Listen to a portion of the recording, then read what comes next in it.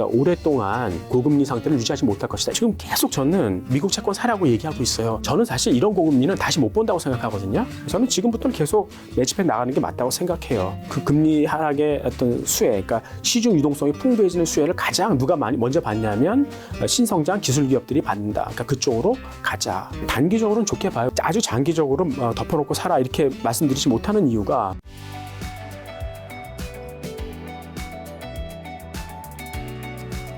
교수님은 김작가 TV에 모신 이유가 네네. 저희 어머니가 굉장히 팬이십니다. 아이 뭐 영광이죠.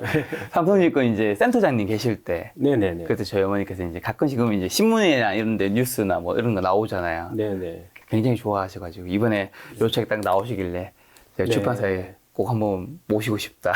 네, 감사합니다. 네. 근데 삼성증권 이제 리서치 센터장 그만두시고 그럼 그 이후로 좀 어떻게 지내신 건가요? 그 다음에 펀드 매니저를 했었죠. 그래서 네네. 이제 우리 자산 운용에 가서 운용 총괄 CIO도 했고요. 네. 근데 이제 거기서 주식을 뭐 사고 팔고 하다 보니 네. 아무래도 이제 돈을 주는 국민연금이나 이런 데는 이제 제약이 있지 않습니까? 운용하는 데도 제약이 있지 않습니까? 네. 근데 이제 그 한국의 기업들이 그때만 하더라도 한 2010년대 초반 이제 많이 이제 성장이 포화된 거죠. 그래서 사고 싶은 그런 주식들이 별로 없더라고요. 그러던 와중에 이제 비상장 기업을 한번 투자를 해봤는데 그거는 공부한 만큼 성적이 나오더라고요. 그래서 나는 이제 벤처 캐피탈을 하겠다 생각했는데 사실 뭐 그 한동대학교 전 총장님이신 그 장순웅 총장께서 이제 그런 거 하려면 같이 하자. 그래서 지금은 학교에 가서 아이들도 한 반 정도 가르치고 반의 시간은 이제 이 창업을 하는 그래서 새로운 어떤 부가가치를 만들고 그것을 이웃에게 좀 나눠주는 그런 역할들을 하고 있습니다.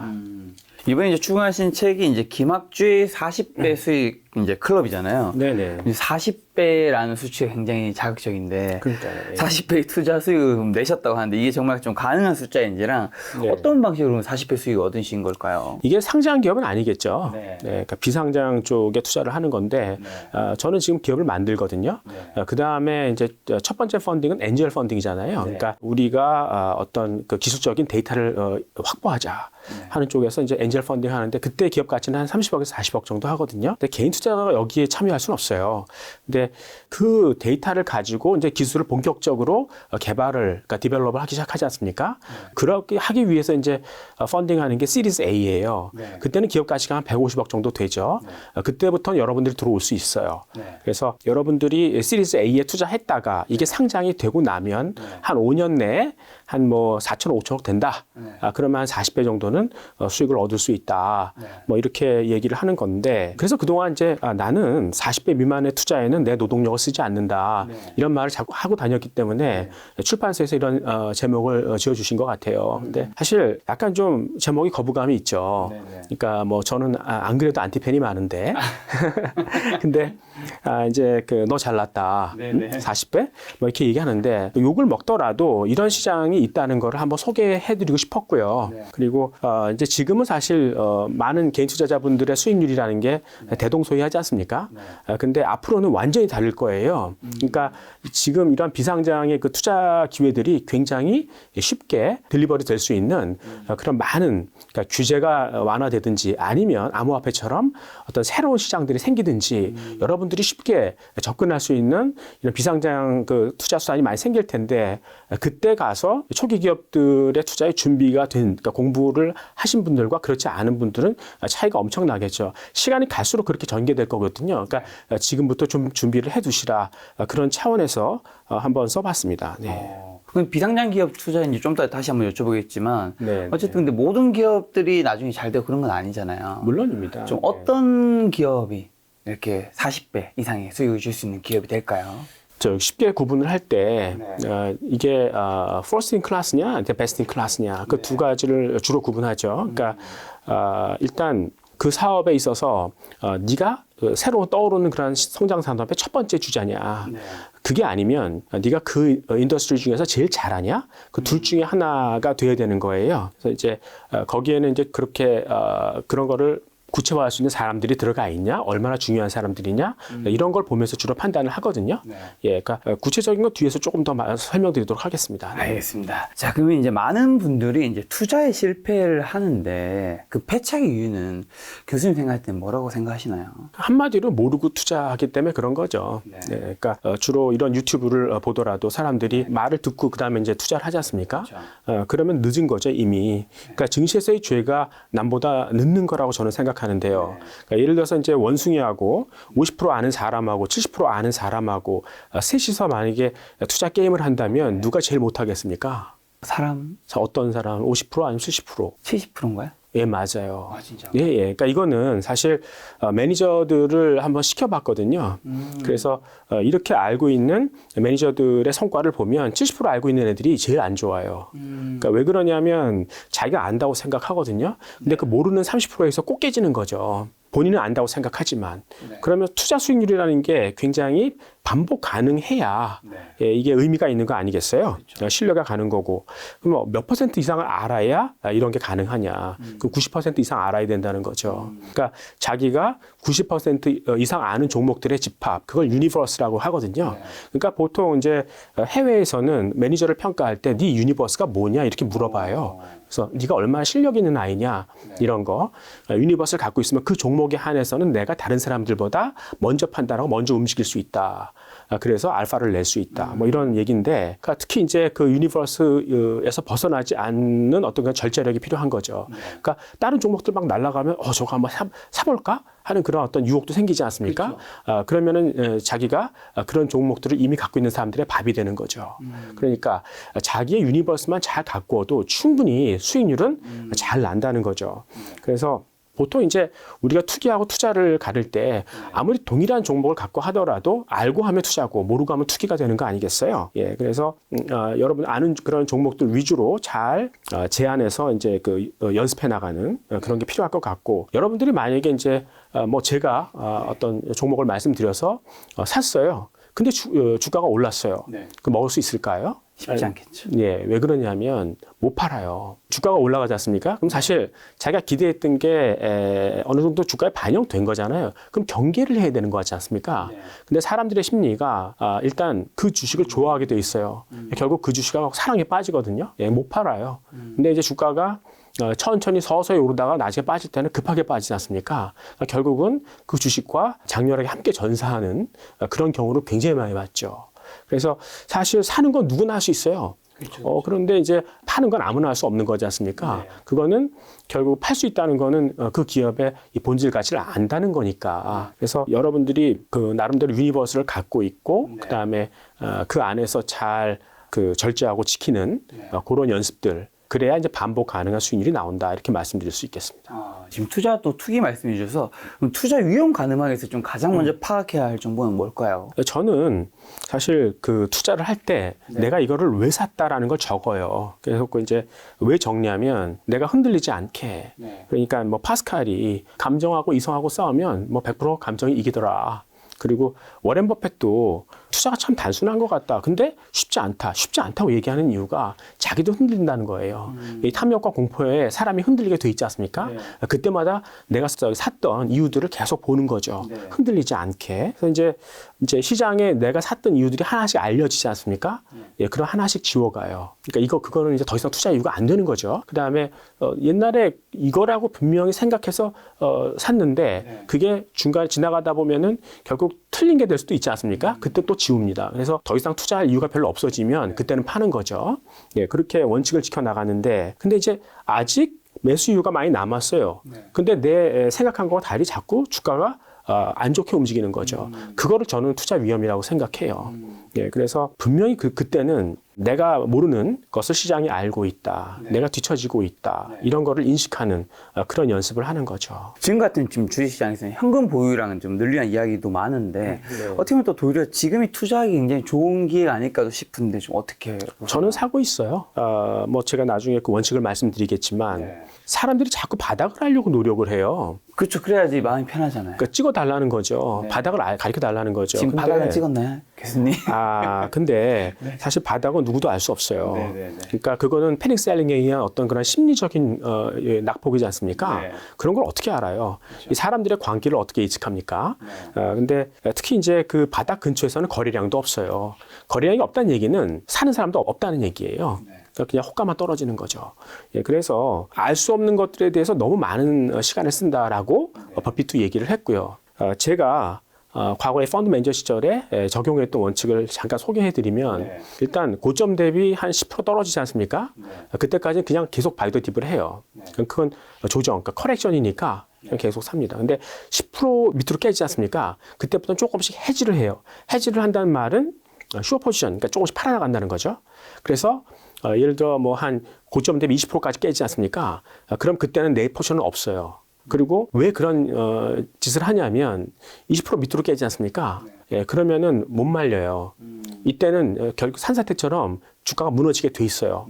왜 그러냐면 그 정도 주가가 하락했으면 상처받는 금융기관들이 상당히 있을 거예요. 여러분들 아시는 것처럼 금융기관은 자기 자본이 얇아요. 그러니까 전체 자산 중에 자기 자본이 조금밖에 없다고요.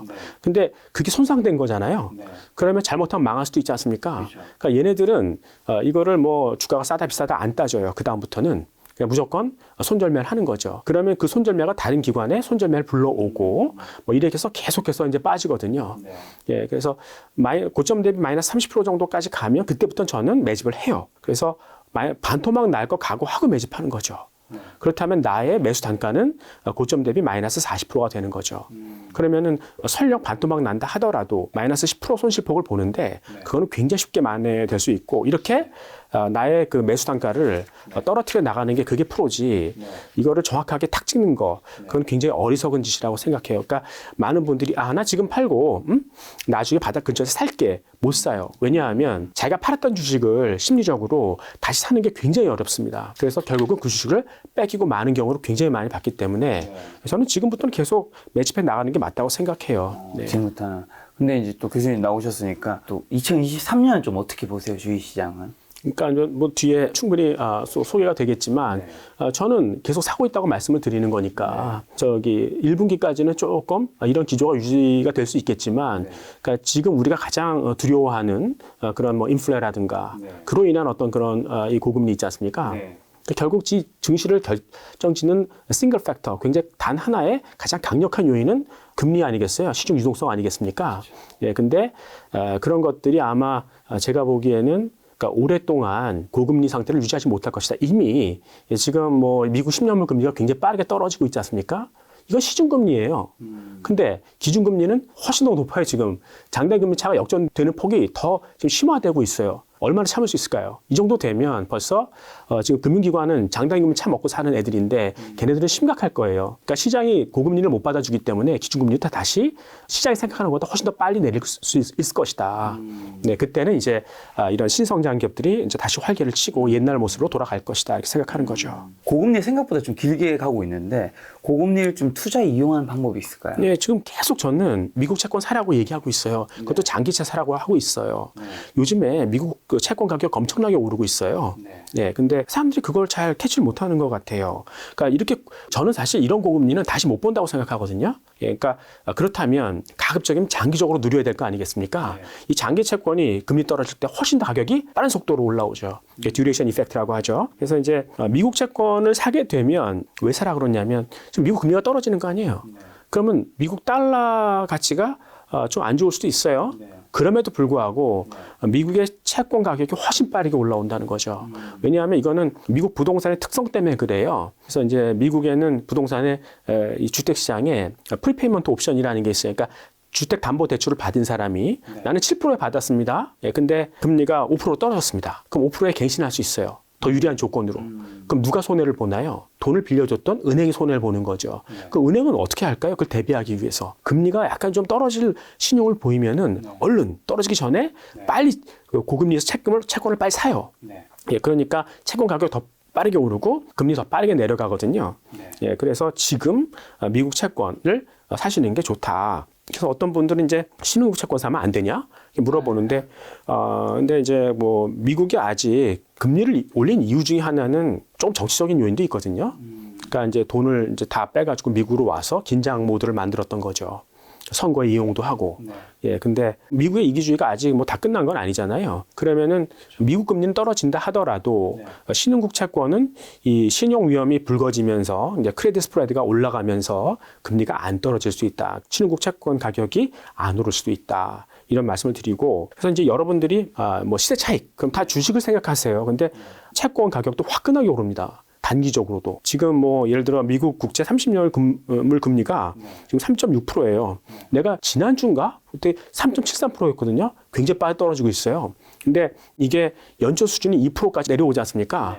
그러면 시세 차익이 35%예요. 만약에 지금 S&P가 전고점을 회복한다 그러면 19% 올라가는 거거든요.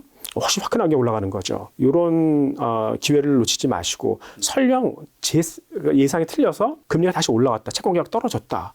그럼 채권은 만기까지 갖고 있으면 돼요. 그럼 샀을 때 수익률 지금 3.6% 이거를 그냥 보장받을 수 있다는 거죠. 예, 그리고 지금과 같은 높은 금리가 다시 오기는 어렵다고 생각하니까 반드시 나중에 떨어질 때가 분명히 있을 거다, 이렇게 말씀드릴 수 있겠습니다. 지금과 같은 높은 금리 유지하기 쉽지 않다고 하셨는데, 그럼 향후 금리가 좀 하락할 거라고 생각하시는 이유가 어떤 걸까요? 인플레가 뭐 진정된다 의미인 걸까요? 네, 저는 예, 그렇게 보고 있어요. 그러니까 많은 분들이 코로나 사태가 터지면서 미국 정부가 너무 이제 방만하게 개인들한테 돈을 많이 주었다. 그 얘기 많잖아요. 예, 그거 갖고 소비를 했다. 근데 사실 소비할 수 있는 환경이 안 됐잖아요. 예, 만약에 소비를 진짜로 했다 그러면 생산도 늘었을 것이고, 그러면 이제 GDP가 올라가는 거죠. 그러니까 생산량과 물가가 같이 올라갔기 때문에 GDP가 올라갔어야 되는 거죠. 근데 2020년부터 2022년까지 연평균 GDP 성장률이 세계가 한 1.8%밖에 안 돼요. 지난 20년 동안의 GDP 성장률은 2.9%죠. 한참 모자라는 거죠. 다시 말하면 아직 그동안에 소비하지 못했던, 이 코로나 쇼크로 인해서 소비하지 못했던 펜트업 디맨드도 아직 못 나왔다, 이렇게 얘기할 수 있는 거죠. 그래서 뭐 지금 결국 인플레의 요인은 결국 코스트 푸시 인플레이션 아니겠습니까? 그러니까 이 코로나가 와서 이제 그 공급망이 좀 뭐 문제가 생겼고, 결국 전쟁이 이제 그거를 증폭시켰다, 이런 건데, 저도 사실 인플레가 이렇게 높게 올라올 줄 몰랐어요. 근데 이걸 증폭시켰던 요인이 있었다는 거죠. 일단 미국 노동시장이 상당히 불만이 많았던 거예요. 그러니까 미국 자본주의는 고용주가 그 노동자가 뭐 다른 데 가지 못하는 수준에서 최하의 월급을 줘요. 그걸 자기는 경제적이라고 생각하는 거죠. 아주 효율적이라고 생각하는 거죠. 그럼 대부분의 노동자가 이제 불만이 쌓이겠죠. 불만 있어? 그러면은 딴 데서 스코어 제의 받아와. 그럼 내가 더 높은 월급을 한번 줘볼게. 카운터오퍼 칠게. 뭐 이런 식으로 나오는 거죠. 그러니까 다른 데서 제의를 못 받는 애들은 계속 그냥 불만에 쌓여서 그냥 일을 하는 거죠. 예, 근데 그런 노동자들한테 이제 그 협상력을 딱 준 게 코로나였었어요. 그러니까 그동안 미국에서의 제조업이 부가가치가 계속 떨어졌을 거 아니에요. 그럼 얼마나 이 월급에 불만이 많았을 거예요. 근데 이 제조업이라는 거는 모여서 일해야 되는 거고, 또 이제 생산 차질이 생겼을 때 워낙 고정비 부담이 크기 때문에 타격이 심하지 않습니까? 그러니까 이 불만이 많은 노동자들을 현장에 불러내려면 얼마나 이 프리미엄을 많이 줘야 될까요? 보통 이제 그 노동자들의 임금이라는 게 시간당 한 뭐 최저임금 한 11불 정도? 주마다 차이가 있지만 그 정도를 줬었는데, 뭐 지금 뭐 아마존 창고 노동자 임금이 뭐 18불씩 올라갔었으니까. 근데 이제 심지어는 월급을 올려줘도 이분들이 그냥 일자리를 떠나는 경우도 많았어요. 왜냐하면 코로나가 지나가면 또 다시 원상태로 갈 거 아니겠어요? 그러니까 이 기회에 나는 더 나은 잡으로 가겠다. 그리고 여성들도 나 코로나 보조금 받으니까 그냥 집에서 애 보는 게 낫다. 갔었는데, 이제는 뭐 다른 일 찾다가 못 찾으신 분들이 돌아오고 있어요. 특히 이제 재택근무 인프라가 확 이제 깔렸지 않습니까? 여성분들도 굉장히 훌륭한 인력들이죠. 그분들이 이제 다시 파트타임 잡이라도 이제 그 노동력의 가세를 하기 시작했기 때문에 이제 시간이 갈수록 인건비로 인한 어떤 그런 인플레는 빠르게 잡혀갈 것이다. 증폭됐던 부분이 사라질 것이다. 그리고 이 전쟁 같은 경우도 유가하고 곡물을 한꺼번에 이제 서플라이 샥을 발생시켰던 거 아니겠습니까? 이거 생필품이잖아요. 그러니까 이제 더 인플레가 증폭됐던 건데, 요즘에는 이제 러시아산 원유에 그 캡을 씌운다고 그러지 않습니까? 그렇게 되면 뭐 사우디는 열심히 감산해가지고 자기가 뭐 점유율도 뺏기고, 뭐 그리고 유가를 받쳐놨는데 러시아의 싼 석유가 그걸 회방 놓을 수 있지 않겠습니까? 그러면은 러시아하고 사우디 간에 갈등이 생길 수 있어요. 그러니까 오펙이 카르텔이 약간 깨질 수도 있다. 뭐 이런 생각도 해보는 거고요. 근데 사실 프라이스 캡이라는 거는 예전부터 러시아 전쟁 시작했을 때부터 계속 얘기가 나왔었거든요. 근데 왜 지금 이게 성사가 됐을까요? 그러니까 과거에는 러시아 석유 만약에 그 제재를 가하면 가뜩이나 석유가 모자란데 문제가 되지 않을까 생각했는데 이제는 준비가 됐다는 거죠. 그러니까 걔네들도 유럽에 있는 국가들도 뭐 이제 뭐 원자력이라든가 뭐 심지어는 석탄 그리고 이제 그 석유를 에너지를 갖고 오는 루트도 뭐 호주라든가 미국 쪽에서 다이버시파 할 수 있었으니까 이제는 좀 준비가 됐으니까 이렇게 되면 이제 그 이 석유의 가격이 유가가 좀 빠르게 떨어질 수도 있겠다 뭐 이런 생각을 하는 거죠. 지금 인플레가 잡힐 거라고 보신다는 거네요. 저는 그러니까 인플레는 코로나가 만든 기형이라고 생각해요. 사실 우리는 디플레 세계에 살지 인플레 세계 아니라고 생각했거든요. 그러니까 지금 지난 한 20년 동안 계속 그 경제 활동 인구가 성장률이 둔화되고 심지어는 2018년부터는 소비의 핵인 경제 활동 인구가 줄어들고 있어요. 그러니까 인플레 2% 인플레라도 좀 맞출 수 있게 노력하자 이런 거였었는데, 그러니까 지금은 그 디플레의 어떤 그런 압력이라는 게 이 아주 놀라운 어떤 코로나하고 전쟁이라는 그런 어떤 공급적인 요인 때문에 증폭됐다가 이게 시간이 좀 사라질 것이다. 그러니까 인플레가 사라진다 하더라도 그게 미국이 금리 올려서 사라지는 게 아니고 저절로 사라지는 것이다. 이렇게 생각을 하는 거죠. 앞서 이제 채권으로 다시 한번 좀 여쭤보면, 그럼 채권이 이제 좋다고 말씀해 주셨는데 채권 좀 어디서 사고 파는 건지, 개인 투자자분들 사실 제 주변에도 뭐 채권을 가지고 있는 분은 일반 개인분은 거의 없는 것 같거든요. 개인 투자는 좀 어떻게 할 수 있을까요? 그러니까 어디서 사고 파냐고 자꾸 물어보시는 분들이 많아요. 근데 국고채 같은 경우에는 뭐 우리나라도 펀드가 있고 유동성은 굉장히 많아요. 살 수 있는 그런 상품도 많고. 근데 특히 이제 해외 채권은 펀드가 굉장히 다양하죠. 그러니까 여러분들이 저는 국내 채권보다 해외 채권 펀드를 사고 파는 게 저는 더 추천드리는 것 같고요. 다만 이제 한국의 회사채는 어떻게 사느냐 이제 이런 질문인데요. 그러니까 신용 등급이 이제 AA 이상의 우량한 기업들이 있지 않습니까? 이런 것들은 일반인을 대상으로 해서 공개 모집을 해요. 살 사람. 그리고 이런 채권들은 거래소에 상장도 돼요. 그러니까 여러분들이 주식처럼 사고 팔 수도 있어요. 근데 간혹 이렇게 상장된 채권이 거래가 안 되는 경우도 있어요. 이런 것들도 있으니까 여러분들이 아무래도 증권사에 자주 연락을 해서 혹시 뭐 우량한 채권, 고금리 채권 어떻게 발행되는지 자꾸 이제 체크해 보는 것들도 좋겠죠. 그러니까 유통시장만 보고서는 충분하지 않을 수도 있다라는 거를 말씀을 드리고요. 그러니까 HTS라고 있지 않습니까? 그러니까 그런 거 홈 트레이딩 시스템 보면은 그 채권들이 이렇게 물량들이 쭉 걸려 있거든요. 그리고 신용 등급이 싱글 A 이하인 또 불량한 기업들 같은 경우에는 49인 이하가 투자에 참여하는 3호 쪽으로 가거든요. 근데 그거는 거의 대부분 기관 투자가들의 시장이에요. 그러니까 일반인 못 끼는 거죠. 그래도 만약에 물량 소화되고 좀 나머지 찌꺼기들은 그것도 이제 HTS에 걸려 있는 게 있어요. 그러니까 여러분들이 일단 HTS를 자주 쭉 보시면 그러면은 이제 주로 이제 주식만 보시잖아요. 근데 채권 쭉 보면은 거기에 좀 재밌는 상품들이 많이 나열돼 있으니까 그거 보시면 좋을 것 같아요. 요즘에 근데 어쨌든 고금리이긴 한데 고금리 인플레이션 부동산 시장도 굉장히 사실 난리인데 이럴 때 혹시 부동산과 관련된 투자 뭐 할 수 있는 게 있을까요? 좀 투자 스탠스 어떻게 가져가야 될까요? 그러니까 부동산 펀드의 어떤 장점이라는 거는 일단 채권보다는 수익률이 높죠. 그리고 그러한 수익률을 좀 안정적으로 중장기적으로 보유만 한다 그러면은 쭉 거둘 수 있다라는 장점이 있습니다. 그래서 여러분들 투자하시기에 채권은 너무 수익률이 낮잖아요. 그러면은 이제 뭐 부동산 펀드는 그거보다 약간 레벨이 좀 높으니까 시간만 좀 갖고 있다면 충분히 거둘 수 있다. 그래서 중위험 중수익의 대표적인 어떤 상품이다. 뭐 이런 거를 볼 수 있고요. 그러니까 과거에는 이런 사고 팔 수 있는 부동산이 유동성이 별로 없으니까. 근데 요즘에는 증권화가 잘 돼 있어서 해외 보면 굉장히 다양한 그런 어떤 상품들이 있어요. 그리고 이거는 또 이제 기업들은 사내 유보라 이익이 나도 일단 유보를 하지 않습니까? 유보할 필요가 없지 않습니까? 뭐 미래 성장을 도모하는 게 아니니까. 그래서 거의 뭐 배당 성향이 100%에 가까워요. 그래서 이제 은퇴하신 분들은 더 이상 월급을 못 받으시니까. 그러니까 캐시 인컴이 필요하신 분들은 부동산 펀드가 좋고요. 그다음에 저는 예전에 펀드 매니저 할 때 이런 그 미국의 인프라 펀드 같은 거는 꼭 집어넣었어요. 왜냐하면 한국 주식하고는 상관관계가 거의 마이너스예요. 그러면은 이런 것만 하나 갖다 집어넣으면 굉장히 이 포트폴리오의 수익률이 안정돼요. 리스크가 상당히 줄어드는 거죠.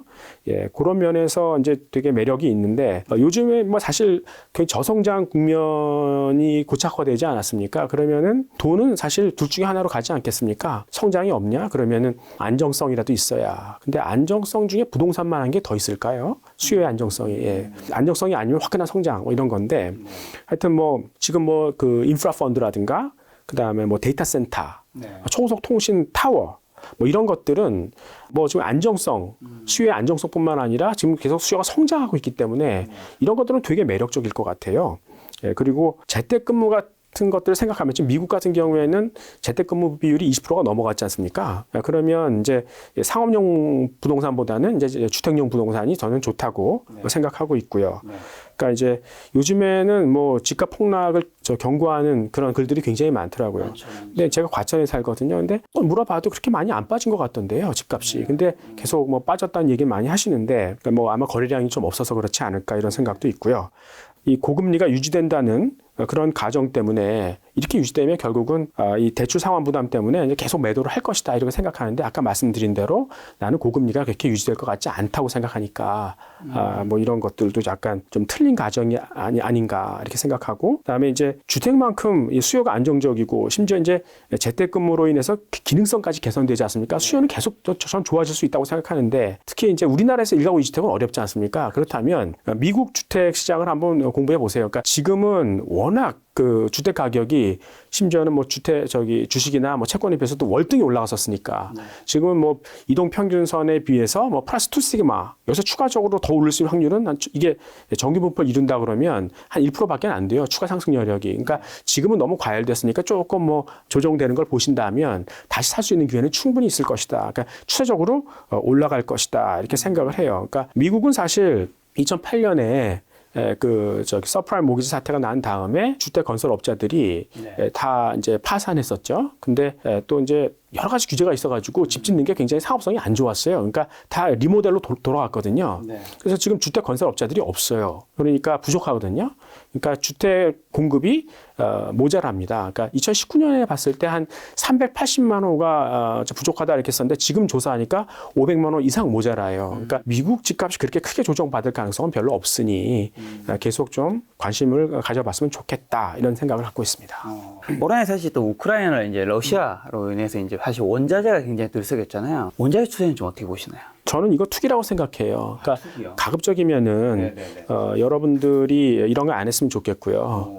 그러니까 사실 투자라는 거는 내가 돈을 넣었을 때 나올 수 있는 아웃컴에 대해서 그러니까 실적에 대해서 어떤 확률 분포를 아는 게 투자 아니겠습니까? 이거 몰라요. 그러니까 지난 100년 동안 이런 이 금이라든가 구리 뭐 이런 원자재들의 한번 그 가격을 보세요.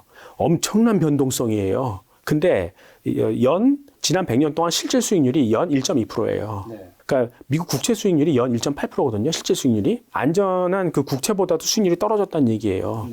예, 그러니까 이런 거는 할 필요 없다라고 생각하고 다만 금이다. 그러면 언제 한번 반짝하냐면 스태그플레이션일 때 반짝해요. 그러니까 이거 돈이 진짜 갈 데가 없다. 그러니까 그럴 때는 이제 이 금으로 한번 모이고 그다음에 뭐 니켈, 코발트, 망간, 리튬 뭐 이런 것들은 이제 그 전기차 수요 아니겠어요? 그러니까 전기차가 보급이 많아져서 결국 이 배터리 수요가 많아진다. 그러면은 가장 그 백월드에 있는 소재인 니켈, 코발트, 망간을 한번 사보는 거 이런 건 괜찮죠. 그리고 지금 뭐 빨리 신재생으로 가려고 그러는데 대안이 별로 없다. 그러면은 원자력이라도 하자고 우라늄 같은 거. 뭐 그런 거는 괜찮은데 그런 때 이제 모멘텀 플레이를 할 수 있는데 전반적으로 커머더티 투자는 하지 마세요. 투자가 아닌 투기라고 보시니까. 네, 투기예요. 자, 연수익률에 따라서 또 여러 투자 방법 이제 제시해주고 계시는데 그럼 지금 같은 시기에는 몇 % 수익 그다음에 어떤 폴을 좀 목표로 삼아야 될까요? 네, 주가도 어느 정도 빠져 있으니까 연 10% 이상을 타겟할 수 있는 주식도 괜찮지 않느냐 이렇게 생각해 볼 수 있는데 이제 그 하이 리스크 하이 리턴, 로우 리스크 로우 리턴 이런 거 자기의 어떤 위험에 대한 인내력에 따라서 고르는 거 아니겠습니까? 내가 위험에 대한 인내력이 좀 있으면 그럼 하이 리스크를 감당할 수 있으면 뭐 주식 같은 거 하는 거고 그럴 수 없으면 이제 채권을 하는 건데 지금 시장을 움직이는 아까 말씀드렸듯이 뭐 싱글 팩터 그러니까 단 하나의 지배적인 요인이 결국은 금리 시중 유동성이지 않습니까? 근데 여러분들이 그거는 그냥 뭐 주식이나 채권을 따르는 돈의 양이 그렇게 많고 적음에 따라서 자산 가격이 결정된다 이렇게 생각하시는데 그 이상의 의미가 있어요. 그러니까 일단 뭐 미국 연준이 돈을 풀었다. 금리를 낮춰서. 그럼 누가 가장 수혜를 볼 것 같습니까? 그때 가장 반기는 애들은 스타트업이에요. 신성장 기업들이라고요. 걔네들은 지금 영업이익이 없잖아요. 그렇죠. 그러면 훌륭한 인력 뽑아가지고 그 기업을 키우려면은 결국 외부 자금 조달이 가능해야 돼요. 그러니까 지금 같은 경우에는 꼼짝 못하는 거죠. 예, 그러니까 결국은 지금 신규 고용이 막 나오지 않습니까? 주로 어디서 나오냐면 헬스케어, 디지털. 그러니까 이런 신성장 사업에서 나오는 거예요. 그러니까 지금 저성장이 고착화가 됐는데 그나마 고용이 좋은 이유가 새롭게 고용을 막 창출해 주는 곳이 있다는 거죠. 반면에 이제 국영제, 기존에 하던 것들은 당장 없앨 수는 없지 않습니까? 그 양쪽에 고용이 살아 있는 거예요. 근데 양쪽에 부가가치를 아직 제대로 못 하니까 많은 월급은 줄 수 없어요. 그러니까 인플레는 약간 노동력에 의한 인플레는 조금 줄어들었지만 그래도 고용은 좀 편안한. 그래서 경제가 그나마 하방 경직성을 갖고 있는 뭐 이런 틀을 유지하는 거죠. 그래서 이런 금리가 되게 중요한데 지금은 저는 사실 인플레가 이제 지나가면서 그동안 약간 좀 기형적인 인플레가 이제 없어지면서 결국은 좀 정상화되는 국면으로 간다. 네, 그러면은 금리가 떨어지면 지금은 이제 주식하고 채권의 가격이 동반하고 있잖아요. 같은 방향으로 움직이지 않습니까? 예, 그래서 가장 금리가 빨리 떨어질 그런 미국 채권을 사자. 뭐 그런 얘기를 하는 거고, 그 다음에 만약에 금리가 떨어지면 그 금리 하락의 어떤 수혜, 그러니까 시중 유동성이 풍부해지는 수혜를 가장 누가 먼저 받냐면 신성장 기술 기업들이 받는다. 그러니까 그쪽으로 가자. 그러니까 두 개를 사자. 미국 채권하고 이제 신성장 기술 기업들. 그러니까 지금까지 굉장히 심하게 데미지를 받았던 그런 애들이 가장 빨리 올라올 것이다. 단기 시세 차익을 벌 수 있을 것이다. 뭐 이런 생각을 하고 있고요. 근데 이제 장기적으로 보면 뭐 지금 어느 정도 이제 주가 거품이 사라진 상태이기 때문에 연 10% 이상을 타겟할 수 있는 주식의 비중을 충분히 담을 수 있다. 이렇게 볼 수 있어요. 혹시 그럼 미국의 이제 채권이란 신성장 기업이 얘기해 주죠. 신성장 기업은 어떤 곳을 말씀하신 걸까요? 그러니까 뭐 뒤에 얘기하겠지만 지금 돈이 갈 수밖에 없는 게 뭘까요? 그러니까 결국은 지금 빚이 너무 많잖아요. 그렇죠. 예, 이거를 해결하고 가야 됩니다. 그러니까 1970년대도 스태그플레이션이 있었지 않습니까? 그게 어떻게 해결됐냐는 거죠. 그러니까 어떤 사람들은 뭐 폴 브로커가 금리를 20%씩이나 올리면서 결국 이 경제를 박살낸 게 그게 용기 있는 행동이었냐. 그거보다는 1980년대부터 이제 그 글로벌라이제이션이 시작됐지 않습니까? 그게 전 세계의 각국의 비교 우위를 서로 공유하는 거잖아요. 놀라운 극적인 생산성 개선이죠. 지금 그런 게 뭐가 있을까요? 그거는 디지털 세계로 들어가는 거예요. 그러니까 사람들이 디지털 가상 세계에서 일을 하고 그것이 실시간으로 현장으로 연결되고 그래서 공장에는 기계만 있고 그래서 고임금을 어느 정도 커버할 수 있는 뭐 그런 쪽으로 발전할 것이다. 그래서 그런 종목들은 조금 이따 설명드리도록 하겠습니다. 알겠습니다. 저평가금 우량주 찾는 게 이제 핵심이라고 하는데 지금처럼 이제 경제가 불안할 때도 같은 건지 그다음에 안정적 고수익 얻는 키포인트가 뭐라고 이제 생각하시는지 궁금하고요. 연 10%의 투자 수익이 안정적으로 기대할 수 있는 개별 주식이 있을까요? 이제 우량주가 저평가 될까요? 근데 우량주는 뭐 그렇게 뭐 싸지는 않겠죠. 근데 사람들이 왜 우량주를 찾느냐? 근데 뭐 사실 잘 모른다 주식은. 근데 채권에 투자하려고 하다 보니까 너무 수익률이 낮더라. 그래서 주식은 해야겠는데 사실 자신은 없으니 좀 안전한 주식을 찾다 보니 이제 삼성전자 뭐 이런 거를 찾는 거 아니겠습니까? 근데 우량주도 주식이기 때문에 단기 변동성은 있어요. 네. 그리고 그러니까 여러분들이 우량주를 하더라도 어느 정도 투자 기간은 비교적 길게 가져가야 된다 이런 걸 말씀을 드리는 거고 우량주는 그래도 이제 비교적 정상으로의 회귀가 좀 빠르지 않습니까? 예, 그러니까 실패 확률이 좀 이렇게 떨어진다 이런 부분을 얘기하는 건데 이 우량주의 조건이라는 거는 일단 수요가 안정적이어야 되는 거죠. 그리고 경쟁이 어느 정도 완료가 된 거예요. 그러니까 이거는 이제 생존이 확인된 거죠. 예, 그리고 이제 구조조정이 끝난 겁니다. 그러니까 이제 앞으로 피곤한 경제가 더 이상 하지 않는다는 그러니까 불확실성이 많이 떨어진 거죠. 그리고 이제 진입 장벽이 높고 대체제가 별로 없는 뭐 그래서 여기서 뭐 이변이 발생할 게 별로 없는 뭐 이런 것들을 굉장히 좀 안정적인 그러니까 버핏이 좋아하는 그런 종목들의 유형이죠. 여기서 한 가지 더 한다 그러면 글로벌 독점이라거나 아니면은 뭐 핵심 경쟁력 남이 모방할 수 없는 그런 나만의 경쟁력을 확실하게 갖고 있다거나 그러니까 이런 걸 찾는 건데 한국에서 그런 걸 찾다 보니 삼성전자 이렇게 생각하시는데 사실 해외로 눈을 돌리면 더 압도적인 기업들이 많다는 거죠. 그러니까 이제 예를 들면 계속해서 이제 글로벌화가 깨지면서 이제 서로 싸우지 않습니까 국가끼리. 그러면은 아무래도 분쟁이 많아질 거고. 근데 뭐 이 군사력에서 이제 그 미국이 가장 압도적인 1위 아니겠어요?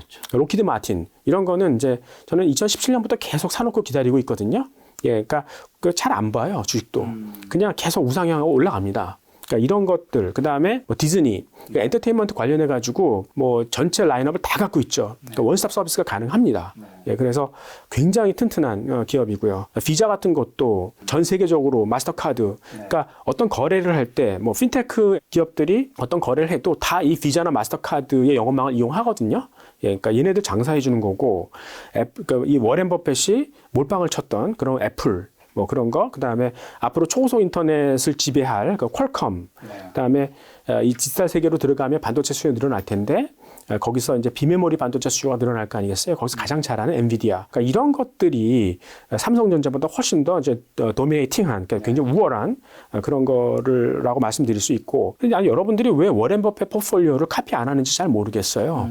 그러니까 버핏의 포트폴리오가 분기마다 오픈이 되거든요. 그 벅셔 해서웨이 있지 않습니까? 그래서 이제 CNBC 워렌 버핏 트래커라고 이렇게 항상 공개가 돼요. 지금 한 40 몇 개 종목들이 있거든요. 이게 워렌 버핏을 따라하라고 얘기하는 이유가 뭐냐면 버핏이 주식을 살 때 항상 10% 이상씩 사요. 의미 있게 산다고요. 이 사람이 순진하지 않아요. 이 사람은 경영권에 간섭을 합니다. 그래서 꼭 성공하도록 자기가 합리화를 시켜버리죠. 기업을 제대로 만들어 놓는 액티비스트예요. 그러니까 따라하라는 거예요. 근데 여러분들이 그 버핏 포트폴리오 갖고 버핏보다 좀 잘할 수는 없을까요? 한번 해봤어요. 그러니까 40 몇 개인데 그중에 한 가장 그 마켓캡이 큰 10개를 골랐어요. 그리고 이게 이제 수익률이 조금 더 아웃퍼폼을 하지 않습니까? 예, 그런 것들의 비중을 슬슬 줄이고 언더퍼폼하는 거 있지 않습니까? 그 비중을 계속 늘려나가는 그런 걸 이제 리밸런싱이라고 그러지 않습니까? 그런 것만 해도 버핏보다 더 잘하더라고요. 그러니까 그런 식으로 한번 그러니까 이제 버핏이 그 보장해주는 그런 아주 안전한 포트폴리오를 가지고 한번 버핏을 이겨볼 수 있는 그런 요령도 좋을 것 같아요. 자, 삼성전자 또 얘기해 주셔서 그럼 삼성전자는 믿고 이제 투자할 만한 우량주 주식인가요? 어떻게? 단기적으로는 좋게 봐요. 왜냐하면 디지털 시대가 열렸으니까 버핏이 최근에 이제 TSMC 샀지 않습니까? 그 이유도 이제는 원래 커머더티는 굉장히 가격이 왔다 갔다 하지 않습니까? 근데 버핏 이런 거 되게 싫어하죠. 근데도 산 이유는 이제 디지털 세계가 열렸기 때문에 그 어떤 수요의 어떤 강함이 결국 가격의 안정성을 잡아줄 것이다. 뭐 이런 생각을 했으니까. 그렇다면 삼성전자도 그 수혜를 분명히 받을 것이다. 다만 아마 그 반도체는 코로나 특수 이후에 메모리 같은 경우에는 아마 그 계속 실적이 나빠지고 있지 않습니까? 하이닉스 같은 경우에는 내년 한 1분기에 적자 날 것 같고요. 이 삼성전자도 반도체 부문은 내년 1분기에 한 BEP 정도로 떨어질 것 같아요. 근데 그때를 이용해서 사라 그렇게 말씀드릴 수 있어요. 단기적으로는 그렇게 플레이하면 되는 건데 아주 장기적으로 덮어놓고 사라 이렇게 말씀드리지 못하는 이유가 사실 반도체에서 이렇게 좋은 높은 수익성을 얻을 줄은 저도 몰랐어요. 물론 아마 돌아가신 이건희 회장도 몰랐을 겁니다. 그러니까 그거는 이제 미국이 중국의 반도체 진입을 견제하고 있기 때문에 그렇잖아요. 그러니까 예를 들면 뭐 이 지금 미세화 공정, 그 20나노 밑에 10나노 때는 D램에서 그 설계를 할 때 패터닝을 할 때 노광 장비 빛을 이용하는 EUV 장비를 써야 되거든요. 그거를 네덜란드 ASML밖에는 못 만들지 않습니까? 근데 미국이 그 장비를 중국한테 팔지 말라 그러죠. 그 기술에는 나의 지분도 들어가 있으니까 하지 말아라. 뭐 이렇게 얘기를 하는 거죠. 그래서 이제 근데 중국도 사실 이런 반도체를 포기할 수 없어요. 왜냐하면 미래 패권이 이 반도체에 달렸거든요. 그러니까 이게 국방력하고 연결이 돼 있어요. 예전에 한번 그 1990년부터 91년 사이에 미국이 쿠웨이트에 있는 후세인을 몰아내기 위해서 데저트 스톰이라는 어떤 전쟁을 치렀지 않습니까? 예, 그때 굉장히 이상한 전쟁이었었죠. 그러니까 전자전이었어요. 그러니까 초반에 적의 통신망을 다 마비시켜버리고 스텔스로 다 폭격해서 끝내버렸죠. 그러한 아주 이상한 전쟁을 딱 보고 91년 고전쟁이 끝난 고해 12월 25일 날 구소련이 이제 자기는 항복했어요. 그러니까 그 연방이 붕괴된 거죠. 그러면서 이제 소련 장성들이 했던 얘기가 우리가 미국한테 진 거는 컴퓨팅 파워 때문에 그렇다. 그러니까 결국은 이 반도체 때문에 이제 못 따라간 것이다. 지금도 마찬가지죠. 그러니까 미국이 왜 중국을 반도체로부터 접근 못하게 하는지 이제 아실 거예요. 그렇다고 뭐 중국이 가만히 있을 수는 없지 않습니까? 계속 뭐 자기네들도 스스로 반도체를 하죠. 근데 중국이 세계 반도체 수요의 60%를 차지하고 있어요. 그러니까 자기네 수요만으로도 시장을 만들 수 있다는 얘기죠.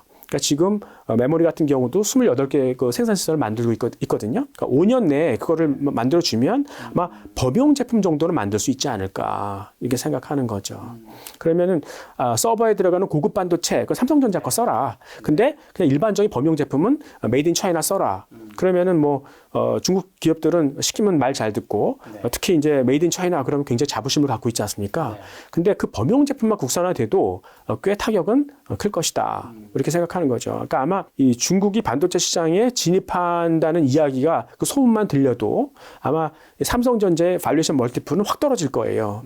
예전에 한번 그 엘피다의 어떤 그런 기억을 들 수 있는데 삼성전자가 엘피다를 죽이려고 그랬어요. 어차피 산업을 다 구조조정해야 되니까. 근데 그래서 이제 삼성전자 원가 경쟁력이 있으니까 가격을 막 떨어뜨렸습니다. 그러니까 엘피다가 적자 막 났습니다. 그러니까 일본 정부가 일본 은행들 부르더라고요.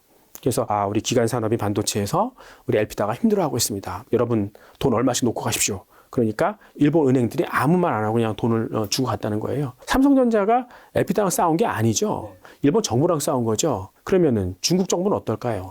더 심한 애들이죠. 그러니까 아주 이 반도체 어떤 그런 지저분함이 그냥 살아날 수 있다는 거죠. 다만 지금은 이 미국이 중국의 접근을 계속 막아주고 있지 않습니까? 결국 삼성전자 시간을 번 셈이에요. 그 사이에 비메모리 쪽으로 진입을 한다든가 아니면 요즘에 디스플레이도 나노 소재로 계속 가고 있지 않습니까? 퀀텀 닷을 비롯해서. 그리고 삼성전자도 분명히 나중에 전기차 시장을 들어갈 거예요. 거기서 어떤 성공적인 모습을 보여주는 것. 그럼 어느 게 먼저 올 거냐는 거죠. 중국의 반도체 시장 진입, 악재가 먼저 올 것이냐. 아니면 삼성이 다른 산업으로 다각화시키는 그런 호재가 먼저 올 것이냐. 여기에 불확실성이 있다. 이렇게 말씀드릴 수 있겠습니다. 단기적으로는 좋게 보시는데 장기적으로는 그렇죠. 약간 좀 퀘션이 붙어 있는 거죠.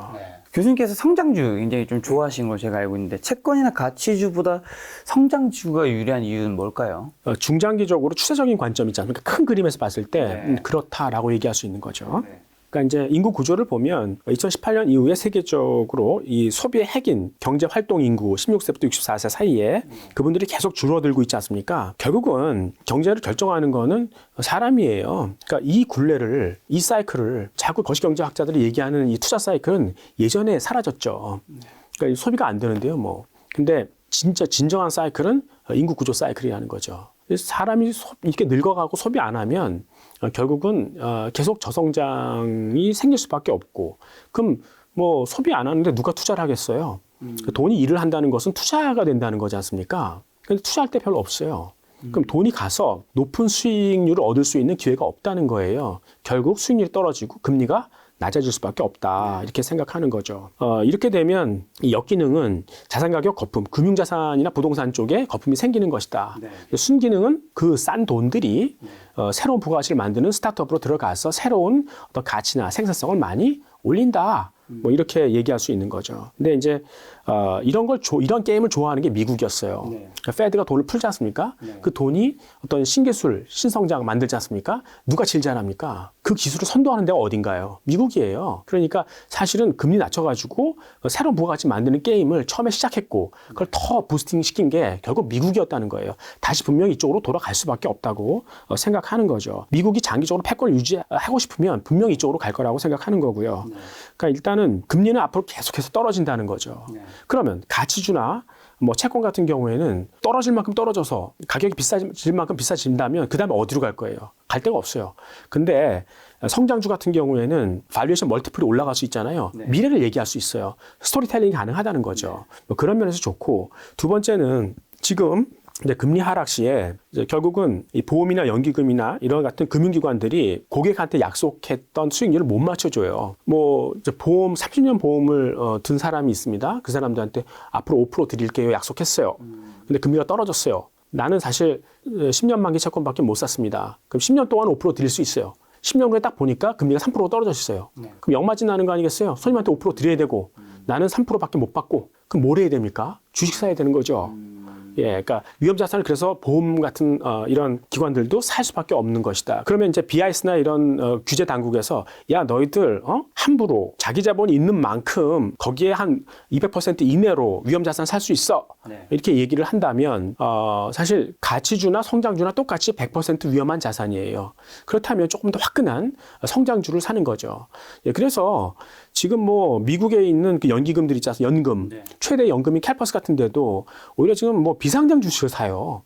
예, 그러니까 더 얼리 스테이지에 있는 네. 이런 성장주 쪽으로 막 기울고 있다. 뭐 이런 거고. 그다음에 세금 측면 앞으로 이제 부자세 같은 것도 많이 생각할 텐데 금융자산에 과세가 있지 않습니까? 근데 뭐 사실 채권의 이자라든가 네. 뭐 이제 가치주의 배당 이런 것들은 좀 세율이 더 높잖아요.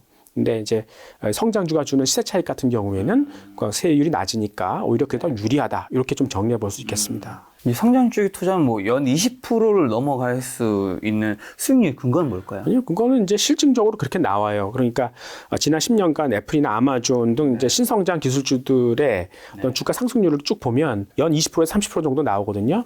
이게 언제 측정한 거냐면 주가가 무너진 다음에 측정한 거니까 거품이 제거된 다음 뒤에도 그 정도 나온다. 이렇게 볼 수 있고 일단 주식 투자자들이 믿는 게 뭘까요? 그건 자기 자본 이익률이에요.